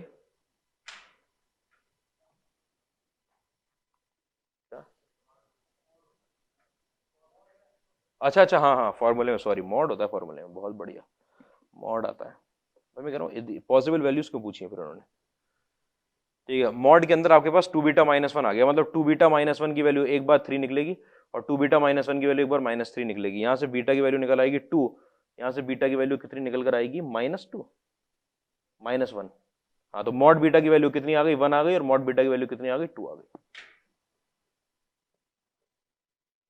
अरे -2/2 -1 ही तो आएगा, माइनस मॉड बीटा पूछा है इन्होंने जी, एडवांस का क्वेश्चन है ये भी, 17 का या 18 का, ऐसे बहुत करीब, 18 का नहीं है, ठीक है, 18 का नहीं है, ये 17 का क्वेश्चन है, बहुत करीब का, सिंपल क्वेश्चन आता है वेक्टर से,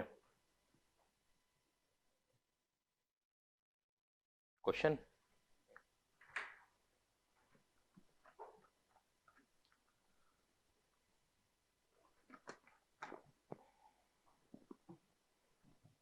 ब्रेक ले लेते हैं, ब्रेक,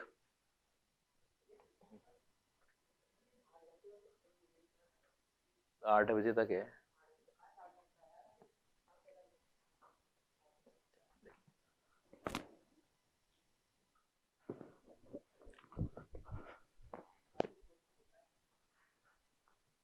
आओ, बढ़िया, आ जाओ, ये देखो जल्दी से अगला क्वेश्चन,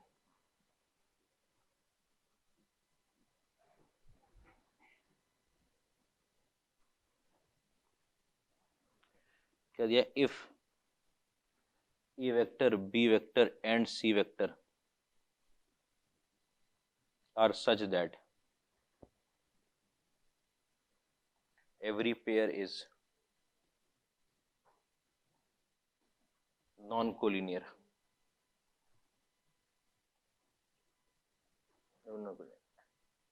and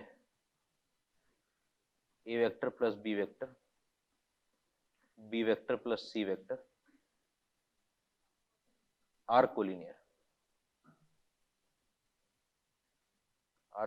with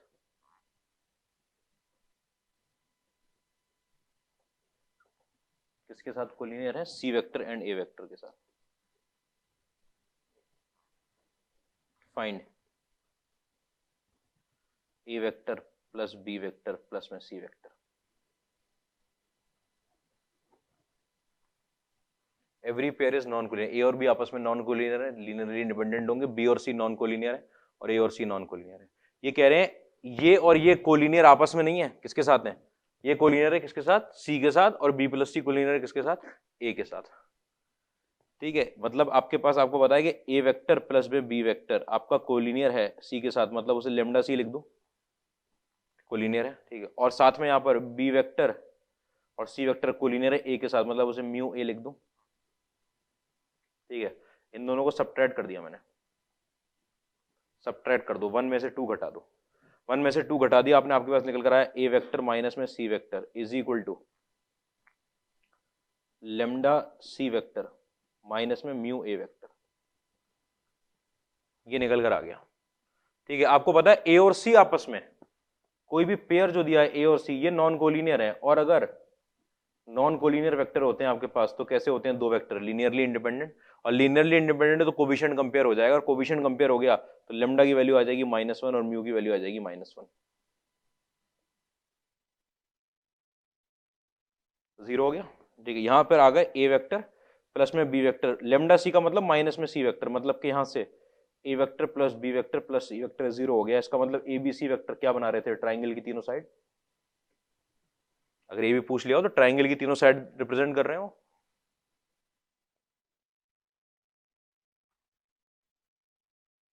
कोई परेशानी नहीं इसमें, तो सिंपल सा क्वेश्चन। अगले क्वेश्चन पे आओ। The number of distinct real values of lambda for which the vectors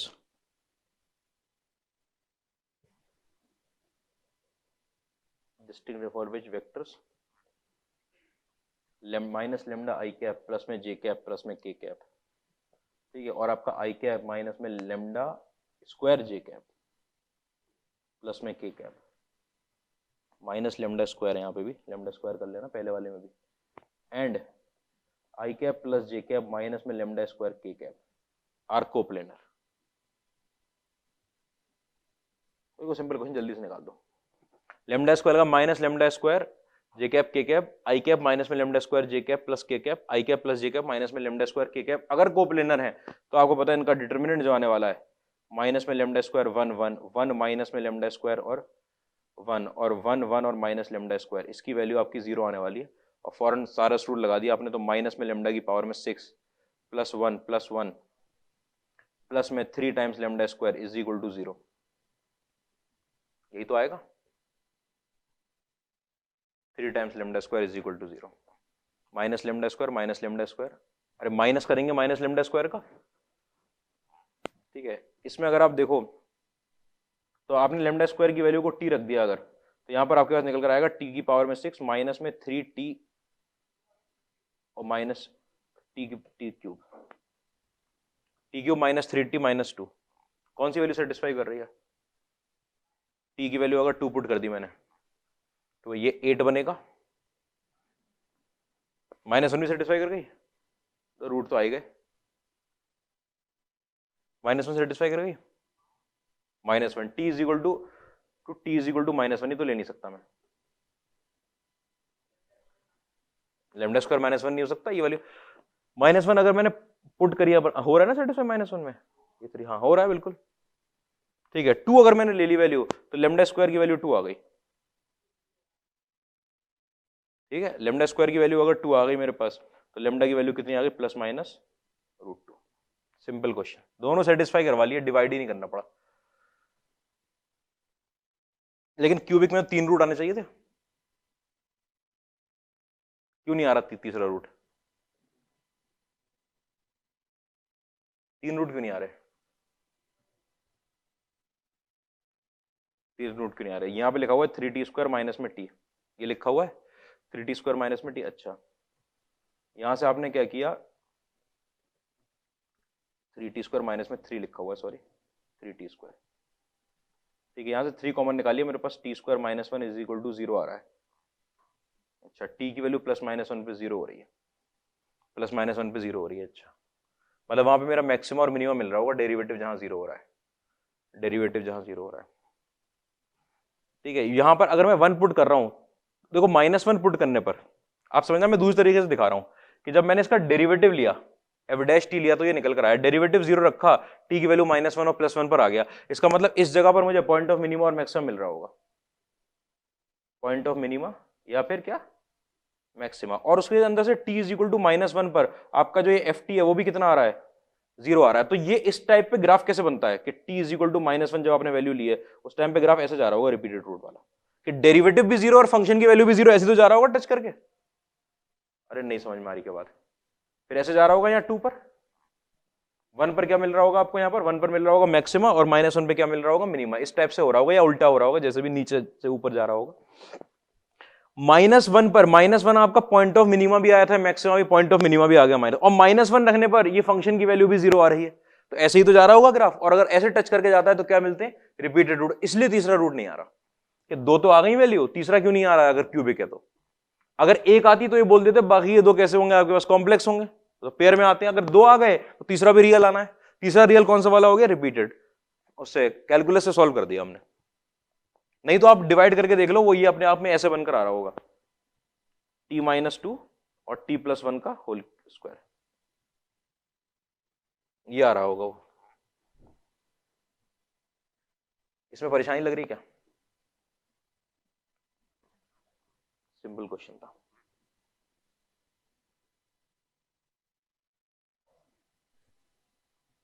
कहाँ गया,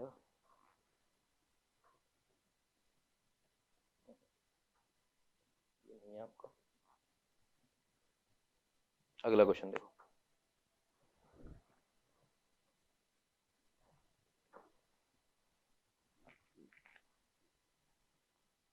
if x and y, x vector and y vector are two non-collinear vectors and triangle ABC has length of side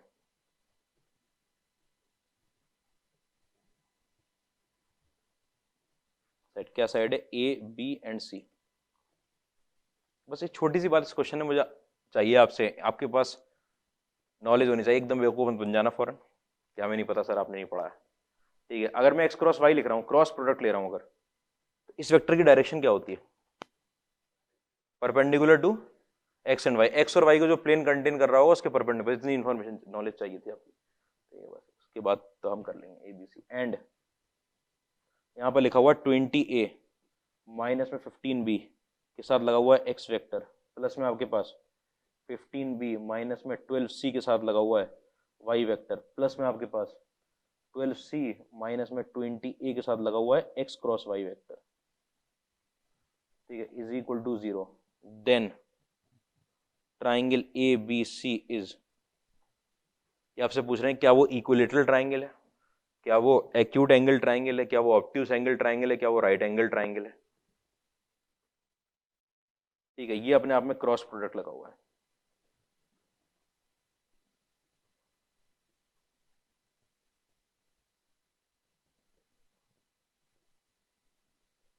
कोई परेशानी तो नहीं है इसमें,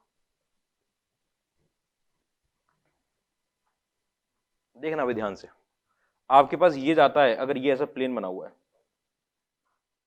ठीक है, इसके अंदर ये बना हुआ है कौन सा x vector, non collinear vector है, एक ही प्लेन में लाई कर रहे होंगे तभी नॉन कोलिनियरिटी का ऐसे दिया रखा है, तो एक्स क्रॉस वाई कैसे जाएगा, इनके परपेंडिकुलर जाएगा, दोनों के परपेंडिकुलर। इस टाइम पे ये तीनों वेक्टर नॉन कोप्लेनर हो गए मिला के, एक प्लेन में तो नहीं लाई कर रहे ना, ये अगर नॉन कोप्लेनर वेक्टर हो गए, ये वेक्टर कौन सा आपका एक्स क्रॉस वाई, ठीक है। तो आपको पता चल गया कि एक्स वेक्टर, वाई वेक्टर और आपका एक्स क्रॉस वाई वेक्टर, कोई और वेक्टर होगा, मान लो जेड वेक्टर होगा, ठीक है, आर नॉन कोप्लेनर। और जैसे ही वेक्टर नॉन कोप्लेनर होते हैं आपको पता चल जाता है तीन वेक्टर अगर नॉन कोप्लेनर हैं तो वो कैसे हैं, लीनियरली इंडिपेंडेंट। और ये linear combination of 3 linearly independent vector कैसा आ चुका है, 0 आ चुका है। अगर लीनियर कॉम्बिनेशन 0 आ गया, देखो यहां पर ध्यान से, ये क्या लिखा है, ये आपका लिखा है linear combination of 3 linearly independent vectors is equal to 0। अगर linear combination linearly independent vector का 0 आ जाए तो आपको पता है उसके जो तीनों कोफिशिएंट लगे होते हैं वो खुद कैसे होते हैं, 0 होते हैं। 20a minus 15b is equal to 0, 15b minus में 12c इज इक्वल टू 0, और यहाँ पर 12c माइनस में 20a इज इक्वल टू 0। ये तीनों जीरो होंगे, ये तीनों जीरो होंगे, इसका मतलब 20A की वैल्यू बराबर 15B के हो गए, 15B की वैल्यू 12C के बराबर हो गई, सब बराबर हो गई आपस में। ठीक है, इसको डिवाइड कर दूं किसी नंबर से, क्या 60 से डिवाइड करने जा रहा हूं, 60 से डिवाइड कर दिया, आपका यहां पे कितना बचा A/3, यहां पर कितना बचा आपके पास B/4, यहां पर कितना बचा आपके पास C/5। इसको सबको रेशियो प्रोपोर्शन में आपको बताया K मान सकते हैं। अगर K मान लिया मैंने तो A की वैल्यू कितनी हो गई 3K, और B की वैल्यू कितनी हो गई 4K, और C की वैल्यू कितनी हो गई आपके पास 5K, और ये आप K की कुछ भी वैल्यू डालो, क्या बना हुआ है पाइथागोरियन ट्रिपलेट। और पाइथागोरियन ट्रिपलेट बन गया तो आपको पता है साइड पाइथागोरियन ट्रिपलेट बन गई तो ट्राइंगल कैसा हो गया, ट्राइंगल इज राइट एंगल। आराम से, कि वो एक्स वाई और एक्स क्रॉस वाई ये तीनों वेक्टर अपने आप में खुद कैसे होते हैं, नॉन कोप्लेनर वेक्टर होते हैं, नॉन कोप्लेनर। और नॉन कोप्लेनर लीनियरली इंडिपेंडेंट, और लीनियर कॉम्बिनेशन लिखा है लीनियरली इंडिपेंडेंट वेक्टर का जीरो तभी पॉसिबल है जब सारे के सारे स्केलर जीरो हो, जो मल्टीप्लाई हो, सारे कंपोनेंट जीरो हो। वो तीनों कंपोनेंट को आपने जीरो कर दिया, ये इक्वेशन आ गई, सॉल्व कर दिया। पाइथागोरियन ट्रिपलेट ट्राइंगल कैसा बन गया, राइट एंगल।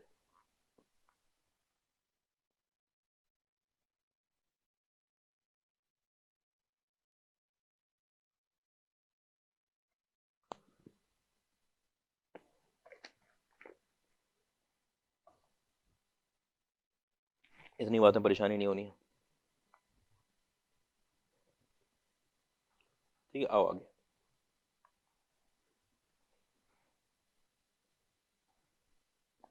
थोड़ी तकलीफ हो सकती है इस क्वेश्चन में।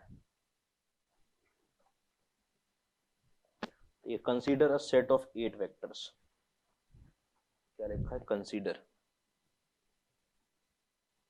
अ सेट ऑफ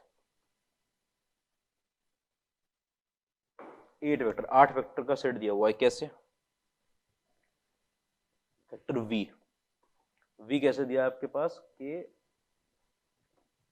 सेट पूरा लिखूंगा साथ में, उसका एलिमेंट आपका ए आई कैप प्लस में बी जे कैप प्लस में सी के कैप है। ठीक है, जहां पर ए बी और सी बिलोंग करते हैं आपके पास -1 से लेकर 1 में, -1 से लेकर -1 और 1। ठीक है, 3 non coplanar vectors can B chosen from V in 2 की पावर में P ways, then P is equal to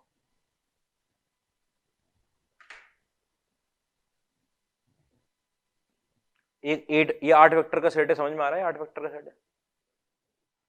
8 vector कैसे बनेंगे कि ए बी सी की -1 और 1 वैल्यू, एक बार तीनों को 1 रख दोगे, एक बार 1 1 -1 रख दोगे, एक बार 1 -1 1 रख दोगे, एक बार 1 -1 -1 रख दोगे, फिर इसको माइनस ले लेंगे, -1 -1 1 1 रख देंगे। ठीक है, तो कितने वेक्टर निकल आएंगे 8 वेक्टर से, एच एच एच 3 सिक्के उछालो तो हेड और टेल उसमें 8 बनते थे, वही सेम कॉम्बिनेशन की वो हेड और टेल आया आपका।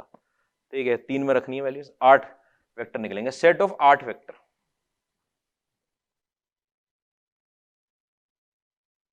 Three non coplanar vectors can be chosen from V in 2 की पावर। जैसे ही आपको पता चल गया कि आपको चॉइस लानी है, यहाँ पर कैन बी चूजन, क्वेश्चन किसका बन गया ये, परम्यूटेशन एंड कॉम्बिनेशन का। जैसी चॉइस लानी है कि आपको चॉइस लेकर आनी है इसके अंदर, वेक्टर के अंदर। आईआईटी ने पूछा है आपसे, वेक्टर में लगवाया है परम्यूटेशन एंड कॉम्बिनेशन, देखिए एडवांस का ही क्वेश्चन है। हाँ भाई, कैसे करेंगे, कौन कौन से वेक्टर बनेंगे एक बार के लिए, अगर आप पॉइंट लिख लूं ऐसे करके बनेंगे ना, 1 -1 और 1। ठीक है, कैसे चूज करोगे, -1 1 और 1, -1 1 और -1, -1 -1 और 1, और -1 -1 और -1, ये वेक्टर बने हुए हैं। ठीक है, समझना बात कि वेक्टर कौन से वाले हैं ये। अगर आपके पास ऐसे करके मैंने ऑक्टेंट बना दिए सारे, तो 1,1,1 का पॉइंट 1,1,1 का पॉइंट यहां लाई करेगा। ठीक है, अच्छा अगर मैंने किसी एक में नेगेटिव किया, जेड में नेगेटिव कर दिया तो वो नीचे चला जाएगा, इसके एकदम नीचे। ठीक है, अगर मैंने उसे वाई में नेगेटिव कर दिया तो वो यहां चला जाएगा। ठीक है, अगर मैंने उसे एक्स में नेगेटिव कर दिया तो वो यहां चला जाएगा, और दोनों में नेगेटिव कर दिया नीचे भी चला जाएगा, ऐसे यहाँ, मतलब कि 1 1 की दूरी पर यहाँ पे 8 लाइनें निकली हुई हैं आपके पास, ये 8 वेक्टर है। इसके अंदर से कोप्लेनर, अगर आपको 3 वेक्टर चूज करने हैं तो 3 vectors in a plane, 3 vector जो प्लेन के होते हैं वो नॉन कोप्लेनर होना उनके लिए बहुत आसान है। अगर आपने ये वेक्टर चूज किए कि भाई एक वेक्टर ये वाला चूज कर लिया, एक वेक्टर ये वाला चूज कर लिया और एक वेक्टर ये वाला चूज कर लिया, तो इधर का और नीचे का हमेशा कैसे रहेंगे, नॉन कोप्लेनर। ऐसे करें, कितने नंबर ऑफ वेज हैं चूज करने के, कितने नंबर ऑफ वेज हैं, तो ऐसे डायरेक्टली अगर आप लिखने लगे तो नंबर ऑफ वेज बहुत ज्यादा आ जाते हैं। तो मैं आपको बताता हूं कि number of non coplanar vectors, number of non coplanar vectors किसके बराबर होंगे, total number of vectors minus number of coplanar vectors. ये कोप्लेनर वेक्टर निकालना क्या हमारे लिए आसान है, जो हमने कोप्लेनर लिख लिया। तो देखो मैं दिखाता हूं वो कोप्लेनर वेक्टर निकालना क्यों आसान है। अगर आपने ऐसे चॉइस ली कि एक वेक्टर ये वाला लिया इधर वाला और एक इसके नीचे वाला लिया, तो ये स्ट्रेट लाइन बनकर आएगी, स्ट्रेट लाइन। अब आप तीसरा कोई सा भी वेक्टर लोगे, आपको पता है ये स्ट्रेट लाइन पे वो ऐसे लगा हुआ है, तो ये कैसे आएगा, कोप्लेनर आ जाएगा। इसका मतलब अगर आपने ऑपोजिट पेयर चूज कर लिया, ऑपोजिट पेयर, दो वेक्टर तो ऑपोजिट पेयर के, और फिर तीसरा कोई भी चूज कर लिया, वो सेट तीनों का हमेशा कैसा रहेगा, कोप्लेनर रहेगा, कोप्लेनर। ऐसे सोचना है, ठीक है। तो आपके पास number of anti parallel vectors, number of anti parallel set of pair, number of pair of anti parallel लिखता हूं, pair of anti parallel vectors. ये एंटी पैरेलल वेक्टर होंगे ना, कितना आएगा, कितने पेयर हैं, कितने पेयर हैं। फर्स्ट से चला जाऊंगा 7th में, ठीक है, सेकंड क्वाड्रेंट में चला जाऊंगा 8th क्वाड्रेंट में, थर्ड क्वाड्रेंट चला जाऊंगा 5th क्वाड्रेंट में, ऐसे करके करूंगा ना, कितने 4 पेयर आएंगे, नंबर ऑफ पेयर कितने, 4, ठीक है, कोई परेशानी तो नहीं। अब आपको तरीका क्या है कि कोई भी एंटी पैरेलल वेक्टर का एक पेयर चूज करना है, तो कितने वेक्टर सेलेक्ट हो गए अपने आप, 2 वेक्टर सेलेक्ट हो गए, फिर बचे कितने, 6 वेक्टर बचे ना। अरे भाई एक पेयर अगर सेलेक्ट हुआ है, एक पेयर, तो एक पेयर हट गया तो 6 वेक्टर बचे, उन 6 में से कितना सेलेक्ट करने को बचा, एक बचा। तो आपने नंबर ऑफ कोप्लेनर वेक्टर्स कितने आएंगे भाई, number of coplanar vectors, number of coplanar vectors कह रहे हैं कि 4 पेयर में से आपने एक पेयर सेलेक्ट कर लिया, फिर क्या किया, 4 पेयर में से एक पेयर सेलेक्ट करते ही, 4 तरीके होते हैं ना, 4C1 होता है number of ways to select 1 pair out of 4। 4 में से एक पेयर, एक पेयर सेलेक्ट करने का मतलब है कि 2 वेक्टर सेलेक्ट हो गए। अब कितने बचे, अब रिमेनिंग, ठीक है, ये 6 में से कितना करना है, 1 vector out of 6 remaining vectors. और ये वैल्यू किसके बराबर आ जाएगी, 24 के। 4C1 और 6C1, 4 इंटू 6 कितना आ गया, 24। तो 24 तो कोप्लेनर वेक्टर है। टोटल वेक्टर कितने हैं, कैसे निकालेंगे, टोटल वेक्टर्स आपको पता है, टोटल वेक्टर अगर आपको चूज करने हैं, टोटल नंबर है 3 वेक्टर को चूज करने के number of, total number of तरीके कितने हुए, कि टोटल 8 थे, 8 में से आप कोई से भी 3 उठा लाओ, वो टोटल नंबर ऑफ वेक्टर के तरीके होंगे, कितना हो जाएगा, 8 में से 3 उठाने के कितने तरीके, 8C3, number of ways to select. तो आपके नॉन कोप्लेनर कितने हो गए, non coplanar is equal to 8C3 minus में 24, 8C3 माइनस में 24 मतलब कि 8 into 7 into 6 upon 3 into 2 into 1, ये और ये कट गया आपके पास, माइनस में 24, 56 माइनस 24 कितना आ गया, 32, 32 मतलब 2 की पावर 5, मतलब पी की वैल्यू कितनी आ गई, 5।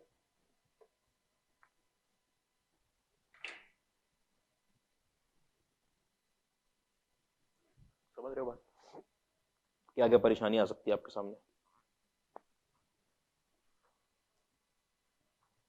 सब सॉल्व होगी परेशानी।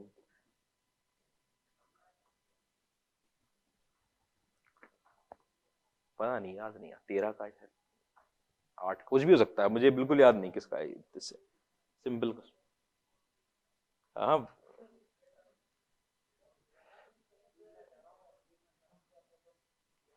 नहीं नहीं, ये तो टीचर नहीं पकड़ पाए, तुम कैसे पकड़ लोगे, ठीक है, ये तो बहुत मुश्किल चीज है,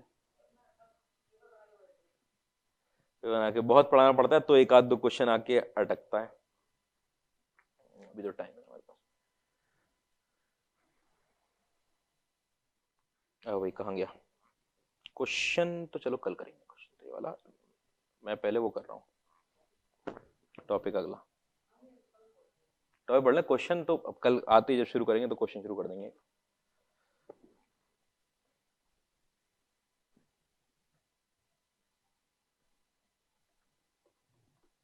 ठीक है, 4 पॉइंट का ना कोप्लेनरिटी की बात हुई थी भाई। क्या बात हुई थी आपके पास कि ये आपके पास अगर 3 वेक्टर आ रहे हैं, 1 वेक्टर 2 वेक्टर 3 वेक्टर, ठीक है, लीनियरली इंडिपेंडेंट है तो नॉन कोप्लेनर है। 4 वेक्टर इन स्पेस मैंने बताया था, 4 वेक्टर हमेशा कैसे होंगे? 4 vector in space linearly dependent होंगे। 4 वेक्टर इन स्पेस क्या बताया था? लीनियरली डिपेंडेंट बताया था। अच्छा, 4 वेक्टर अपने आप में लीनियरली डिपेंडेंट तो हो गए, लेकिन बात सुनना, किसी भी स्पेस में अगर 4 वेक्टर लिए तो वो अपने आप में कहीं भी 4 वेक्टर जा सकते हैं, कहीं भी जा सकते हैं। मैं बात करना चाह रहा हूं कि वो चारों एक ही प्लेन पे लाई कर जाए, उनके पॉइंट एक ही प्लेन पे लाई कर जाए। ठीक है, ये बात करने जा रहे हैं। ठीक है, समझना। लेट ए किसके साथ?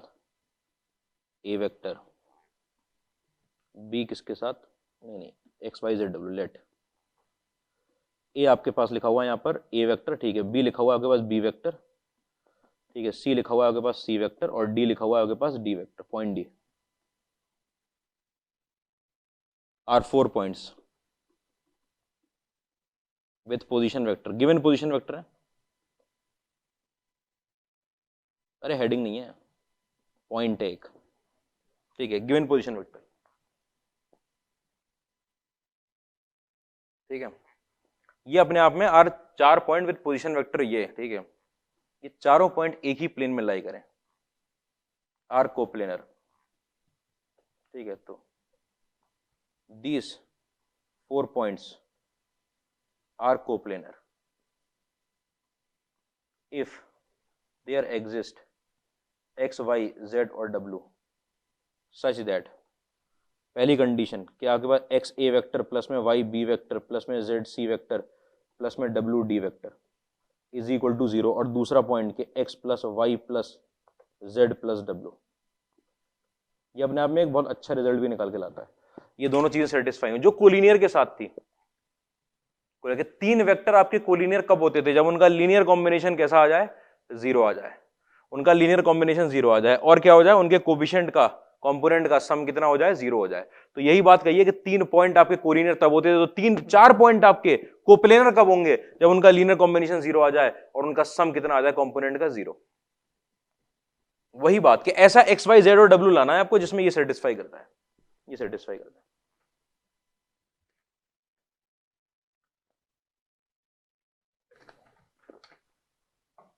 एबीसीडी 4 पॉइंट है, 4 पॉइंट कोप्लेनर तब होंगे जब ऐसा ये एग्जिस्ट कर जाए एक्स वाई जेड डब्ल्यू, जो कंडीशन सेटिस्फाई करे। समझ रहे ना, कोलिनियरिटी से मिलाया है। ठीक है, मैंने आपको बताया था कि आप जो है किसी भी 3 वेक्टर को एक प्लेन में तो लाई करा सकते हो, लेकिन जरूरी नहीं है कि वो स्ट्रेट लाइन पे लाई कर दें। तो स्ट्रेट लाइन में कब लाई करते थे? जब ऐसी कंडीशन सेटिस्फाई होती थी। अब आपके पास 4 अगर वेक्टर पड़े हुए हैं यहां पर, तो ये अपने आप में लीनियरली डिपेंडेंट तो है, लेकिन जरूरी नहीं है कि ये चारों पॉइंट किस पे लाई कर दें? एक ही प्लेन पे लाई कर दें, चारों पॉइंट एक प्लेन की। तो ये कंडीशन सेटिस्फाई होगी तब कर जाएगा। ठीक है, अब समझना बात। पहली कंडीशन तो मैं उल्टी बात प्रूफ कर रहा हूं कि मैं ये लेकर चल रहा हूं और उसे प्रूफ करके लाऊंगा कि वो कोप्लेनर आएंगे। तो मैंने यहां से मैंने लिखा एक्स ए वेक्टर प्लस में वाई बी वेक्टर की वैल्यू माइनस साइन के साथ जेड सी वेक्टर प्लस में डब्ल्यू डी वेक्टर लिख दिया ऐसा करके। ठीक है, ये तो पहली इक्वेशन बन गई। दूसरी इक्वेशन आपके पास कि एक्स प्लस वाई की वैल्यू माइनस में जेड प्लस डब्ल्यू, ये दूसरी इक्वेशन बन गई। आपने क्या किया? पहली वाली को दूसरी वाली से डिवाइड कर दिया, पहली वाली को दूसरी वाली से डिवाइड कर दिया। डिवाइड कर दिया तो देखो यहां पर लगा हुआ है एक्स ए वेक्टर प्लस में वाई बी वेक्टर अपॉन में एक्स प्लस वाई। ध्यान से देखते जाना, इसके अंदर एक बात अगर छूट गई है तो बहुत तकलीफ में आ जाओगे, इस पर क्वेश्चन भी आ सकता है। माइनस में जेड प्लस डब्ल्यू, ठीक है, माइनस से माइनस कट गया, ये निकल कर आ रहा है। ठीक है, अब इमेजिन करना ये और ये बराबर आ गया। कैसे? गिवन कंडीशन अगर सेटिस्फाई हो रही है तो ये आ गया। हमें क्या पॉइंट, हमें क्या प्रूफ करना है कि चारों पॉइंट कोप्लेनर है, एक ही प्लेन पे लाई करते हैं। एक लाइन पे लाई करने की बात नहीं, मैं इसको उठा रहा हूं अलग से। मैंने एक लाइन दिखाई आपको ऐसे करके, क्या है?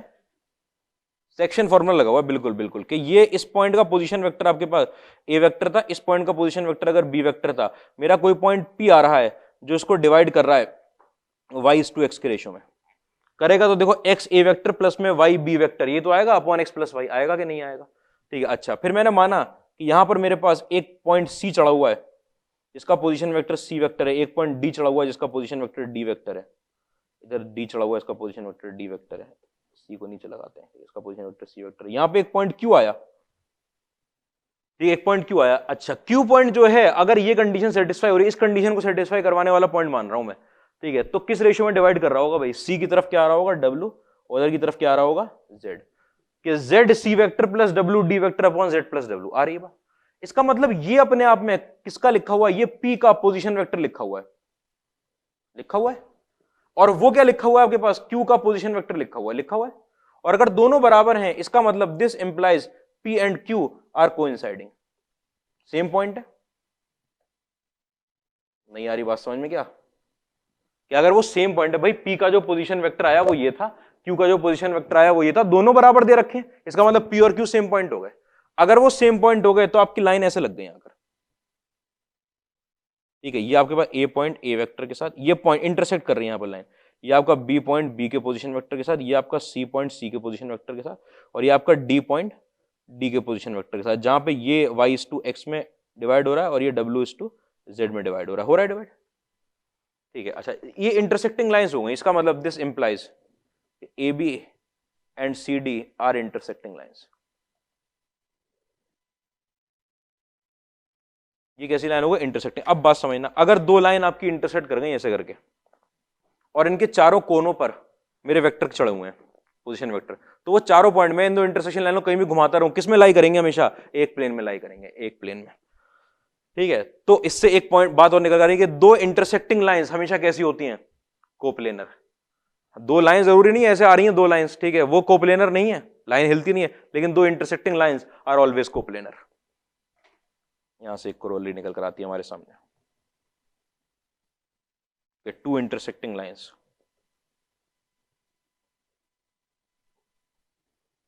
आर ऑलवेज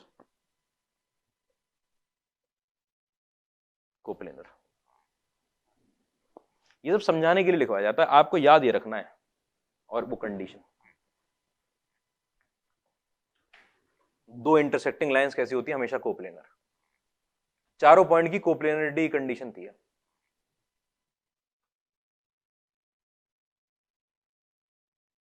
ठीक है, तो एक बार उसके लिए क्या करते हैं कि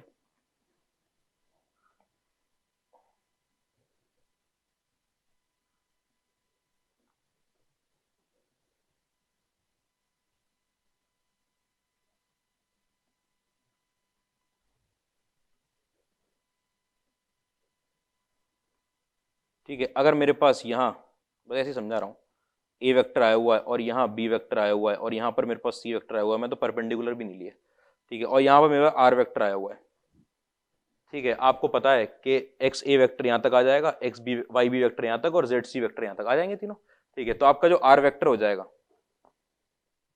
ठीक है, जो आर वेक्टर हो जाएगा वो बराबर हो जाएगा एक्स ए वेक्टर प्लस में वाई बी वेक्टर प्लस में जेड सी वेक्टर, ठीक है। इसका मतलब ये चारों का लीनियर कॉम्बिनेशन, अगर इन चारों का लीनियर कॉम्बिनेशन ले लूं, कैसा आ रहा है? जीरो आ रहा है, आ रहा है जीरो के नहीं आ रहा? अरे इधर ले आऊंगा सबको, चारों का लीनियर कॉम्बिनेशन, लेकिन जो ये पॉइंट आ रहे हैं, ये वाला पॉइंट, ये वाला पॉइंट, ये वाला पॉइंट और ये वाला पॉइंट, क्या है? एक प्लेन में लाई कर रहे हैं? एक प्लेन में तो कभी लाई नहीं कर रहे, ये तीन लाइन ही एक प्लेन में लाई नहीं कर रही, वो पॉइंट कहां से एक प्लेन में लाई कर जाएंगे? हमेशा नहीं करते, वो कंडीशन सेटिस्फाई होनी चाहिए तब करेंगे, तब करेंगे। तो ये वो दिखाने के लिए कि और क्या होता है उसके अलावा ऐसा बन जाता है फिर। इस टाइम पे तीन वेक्टर अगर आपके पास ऐसे लगे हुए हैं, तो इनके जो एंड पॉइंट पर आपके पास टेढ़े टेढ़े, ये जो तीन एंड पॉइंट पर, इस पे जो वेक्टर आ रहा होगा आपके पास, ये एक प्लेन में जरूरी नहीं है कि लाई करे, ठीक है। तीन पॉइंट आ जाएंगे तो आप तब भी करवा लोगे, चौथे पॉइंट को नहीं करवा पाओगे। तीन तो लाई करते हैं एक पॉइंट पे हमेशा, तीन पॉइंट हमेशा एक प्लेन पे लाई करेंगे, क्यों? कोई भी ट्राइंगल, कोई भी सर्किल तीन पॉइंट से हमेशा पास कर सकता है। और सर्किल कैसा फिगर होता है? Plane figure. ट्राइंगल कैसा फिगर होता है? Plane figure. तो चार पॉइंट में भी होना चाहिए वो, पिरामिड बन जाता है वो, हाँ पिरामिड बन सकता है वो, उसके अंदर पॉसिबिलिटी है, उसके लिए कंडीशन लगती है।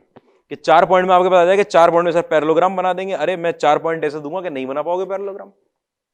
पिरामिड बना के लाओगे, टेट्राहेड्रन बना के लाओगे, नीचे ट्रायंगल, ऊपर एक पॉइंट चिपका हुआ है उसके ट्रायंगल के प्लेन के ऊपर आएगा। सॉलिड ज्योमेट्री भी है आपके पास, सॉलिड ज्योमेट्री भी आएगी इसी में।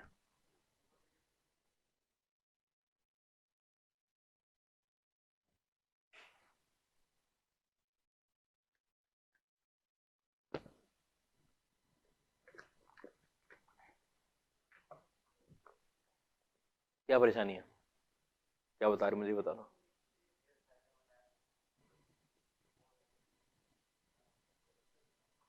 कौन है तो हाँ, उससे अलग बात आती है।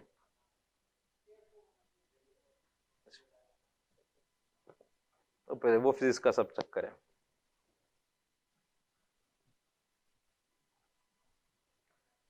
हो गई ये बात। क्वेश्चन दो इस पे, एक क्वेश्चन कर लेते हैं फिर चलते हैं। तो इंटरसेक्टिंग लाइंस हमेशा कैसी होती हैं, कोप्लेनर। आओ भाई क्वेश्चन देखो। Points A, B, C and D are related as, कैसे रिलेट किए हुए हैं वो, कि x a वेक्टर प्लस में y b वेक्टर प्लस में z c वेक्टर प्लस में w d vector is equal to 0। ठीक है, एंड आपके पास x plus Y plus z plus डब्ल्यू की वैल्यू कितनी आ रही है, 0 आ रही है। If a b c and d are concyclic, concyclic ही नहीं पता होगा क्या होता है। हाँ, सर्किल पे लाई करने वाले पॉइंट कैसे होते हैं, कॉन्साइक्लिक। एक्स वाई डब्ल्यू जेड और यहाँ पर a माइनस बी के मैग्नीट्यूड का स्क्वायर लगा हुआ है, और यहाँ पर आपके पास मैग्नीट्यूड में c माइनस डी का स्क्वायर लगा हुआ है। तो इसकी वैल्यू पूछिए, a माइनस बी के मैग्नीट्यूड का स्क्वायर, c माइनस डी के मैग्नीट्यूड का स्क्वायर, एक्स वाई अपॉन डब्ल्यू जेड। ठीक है, सबका मॉड लगा दिया और वैल्यू पूछ ली इसकी।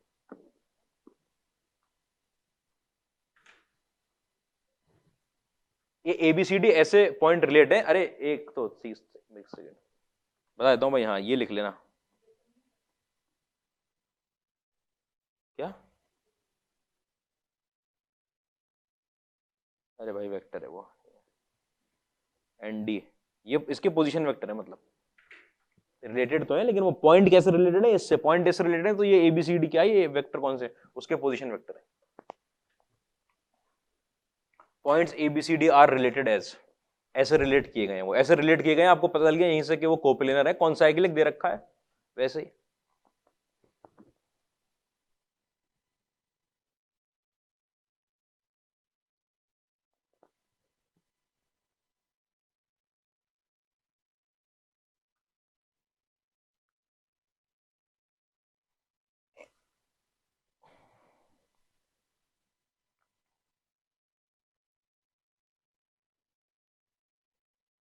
ठीक भाई, अभी अभी इसका प्रूफ देखा है हमने।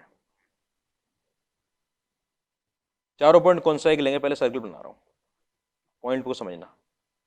ए B C D 4 concyclic points आपके पास, ये आएगा ए, ये आएगा बी, ठीक है, ये आएगा सी और ये आएगा डी। कॉन्साइक्लिक पॉइंट्स है। ठीक है, कॉन्साइक्लिक पॉइंट एक सर्किल लाई कर रहे हैं, प्लेन में तो लाई करेंगे, और कंडीशन भी प्लेन वाली है आपकी। इन दोनों को ज्वाइन कराया मैंने, इन दोनों को ज्वाइन कराया मैंने, ये किसी पॉइंट पी पर जाकर इंटरसेक्ट कर गए। ठीक है, मुझे जरा रेशियो बता दो, किस रेशियो में डिवाइड हो रहा है, वाइस टू एक्स में हो रहा होगा क्या डिवाइड। अरे फिर से बनवाओगे, एक्स ए वेक्टर प्लस में वाई बी वेक्टर अपॉन में एक्स प्लस वाई किसके बराबर होता है, जेड सी वेक्टर प्लस में W D vector upon Z plus W के बराबर होता है कि नहीं होता। ठीक है, अच्छा जेड सी वेक्टर आ रहा है, मतलब कि जेड यहां आया होगा तो वो सी वेक्टर से हुआ है मल्टीप्लाई। ठीक है, तो जेड यहां आया है और आपके पास डब्ल्यू यहां आया है। ठीक है, ये इसका पोजीशन वेक्टर सी वेक्टर है, इसका पोजीशन वेक्टर बी वेक्टर है, इसका पोजीशन वेक्टर डी वेक्टर, इसका पोजीशन वेक्टर ए वेक्टर है। कोई परेशानी नहीं इतनी बात में। ठीक है, अच्छा वो कुछ प्रूफ करके लाना है मुझे, उस प्रूफ में देखना क्या बात लिखी हुई है। ए माइनस बी क्या चीज है, ए माइनस बी का मैग्नीट्यूड क्या चीज है,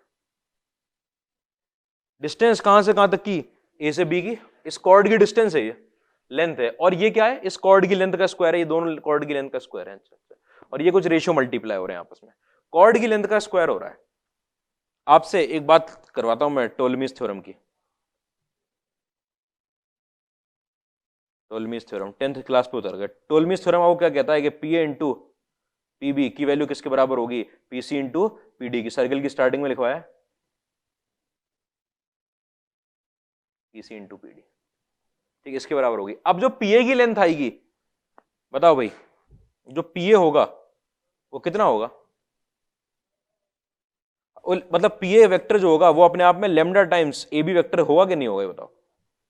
P A vector lambda times collinear points है। अच्छा, पी ए वेक्टर को आपने लिख दिया, पी ए वेक्टर को तो लिखते रहोगे, लेमडा टाइम्स जो आया कितनी टाइम्स होगा वो ए बी वेक्टर का।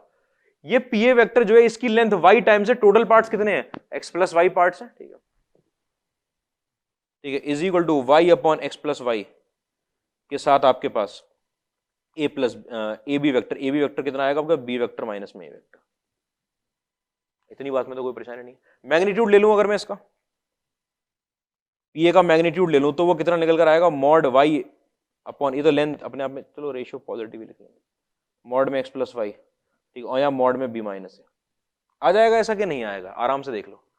पी ए की लेंथ आपको चारों की लेंथ निकालनी है, मल्टीप्लाई कर देना है, पी ए इंटू पीबी निकालना है। पीबी की लेंथ कितनी होगी बताओ, हाँ पीबी की लेंथ अपने आप में लिख देते हैं, चलो पी ए इंटू पीबी, ये अपने आप में क्या लिखी हुई है, ये लेंथ लिखी हुई है सिर्फ, टोलेमीज थ्योरम में सिर्फ लेंथ लिखी होती है, ठीक है। इसकी वैल्यू जो बराबर आएगी आपके पास वो निकल कर आएगी, देखो आपके पास लिखा हुआ है y upon x plus y के साथ यहां मैग्नीट्यूड में बी माइनस है, ठीक है, प्लस इंटू इंटू आ गया x upon x plus Y, ठीक है, और मैग्नीट्यूड में बी माइनस है। क्यों बी माइनस है, क्यों, क्योंकि वो किसका पार्ट है, वो ए बी का ही तो पार्ट है। इज इक्वल टू, आपको पता है एक बार आपके पास आएगा Z upon W plus Z, ठीक है, और मैग्नीट्यूड में आपके पास सी माइनस डी, ठीक है, और यहां पर निकल कर आएगा इनटू आपके पास W upon W plus Z, ठीक है, और मैग्नीट्यूड में आपके पास सी माइनस डी। इसमें तो परेशानी नहीं है। ये वाली लेंथ कौन सी है, डब्ल्यू पार्ट कितने में से, टोटल इसमें से, और सी माइनस डी का मैग्नीट्यूड मल्टीप्लाई किया, ये क्या लिखा होगा मैंने, ये पीसी या पीडी में से कुछ होगा। ये जेड पार्ट किसके पास है, पीडी के पास है। जेड पार्ट टोटल कितने, जेड प्लस डब्ल्यू पार्ट में से, इतने पार्ट में से किसके स्केलर मल्टीपल होगा, ये सी डी का, और फिर दोनों तरफ क्या किया आपने, मैग्नीट्यूड ले लिया। इन सबको अगर मैंने मल्टीप्लाई कर दिया, बताओ भाई कितना निकल कर आ रहा है। ये एक्स प्लस वाई लिखा हुआ है, डब्ल्यू प्लस जेड लिखा हुआ है, ठीक है। एक्स प्लस वाई की वैल्यू डब्ल्यू प्लस जेड की वैल्यू के बराबर होती है। X plus y is equal to minus में डब्ल्यू प्लस जेड की, अगर मैं इसका स्क्वायर कर लूंगा तो इसका स्क्वायर हो जाएगा, होगा बराबर कि नहीं, ठीक है। ये कट गए सब आपस में, अब क्या बचा, मैग्नीट्यूड में बी माइनस ए का स्क्वायर इधर लिखा हुआ है, मैग्नीट्यूड में आपके पास बी माइनस ए का होल स्क्वायर, दो बार मल्टीप्लाई हो रहा है, नीचे लाकर मैग्नीट्यूड में सी माइनस डी का होल स्क्वायर यहां लिखा हुआ है। मॉड लगाई था सब पे, ठीक है। इधर मॉड के अंदर आपके पास लिखा हुआ है एक्स वाई, और नीचे आपके पास मॉड के अंदर लिखा हुआ है डब्ल्यू जेड, ठीक है। उस तरफ क्या बच गया आपके पास, वन बच गया, क्या डिवाइड किया ना, वन बच गया, वन आई वैल्यू। टोलेमीज थ्योरम तो लगा लिया, लेकिन आपको ये समझ में आना चाहिए 4 पॉइंट के ऊपर बात, 4 पॉइंट ये करना आना चाहिए, ये वाली चीज जो करिए, ठीक है, इसको ध्यान में रखना, ठीक है। इतनी बातें परेशानी नहीं है, बाकी देखते हैं फिर कल।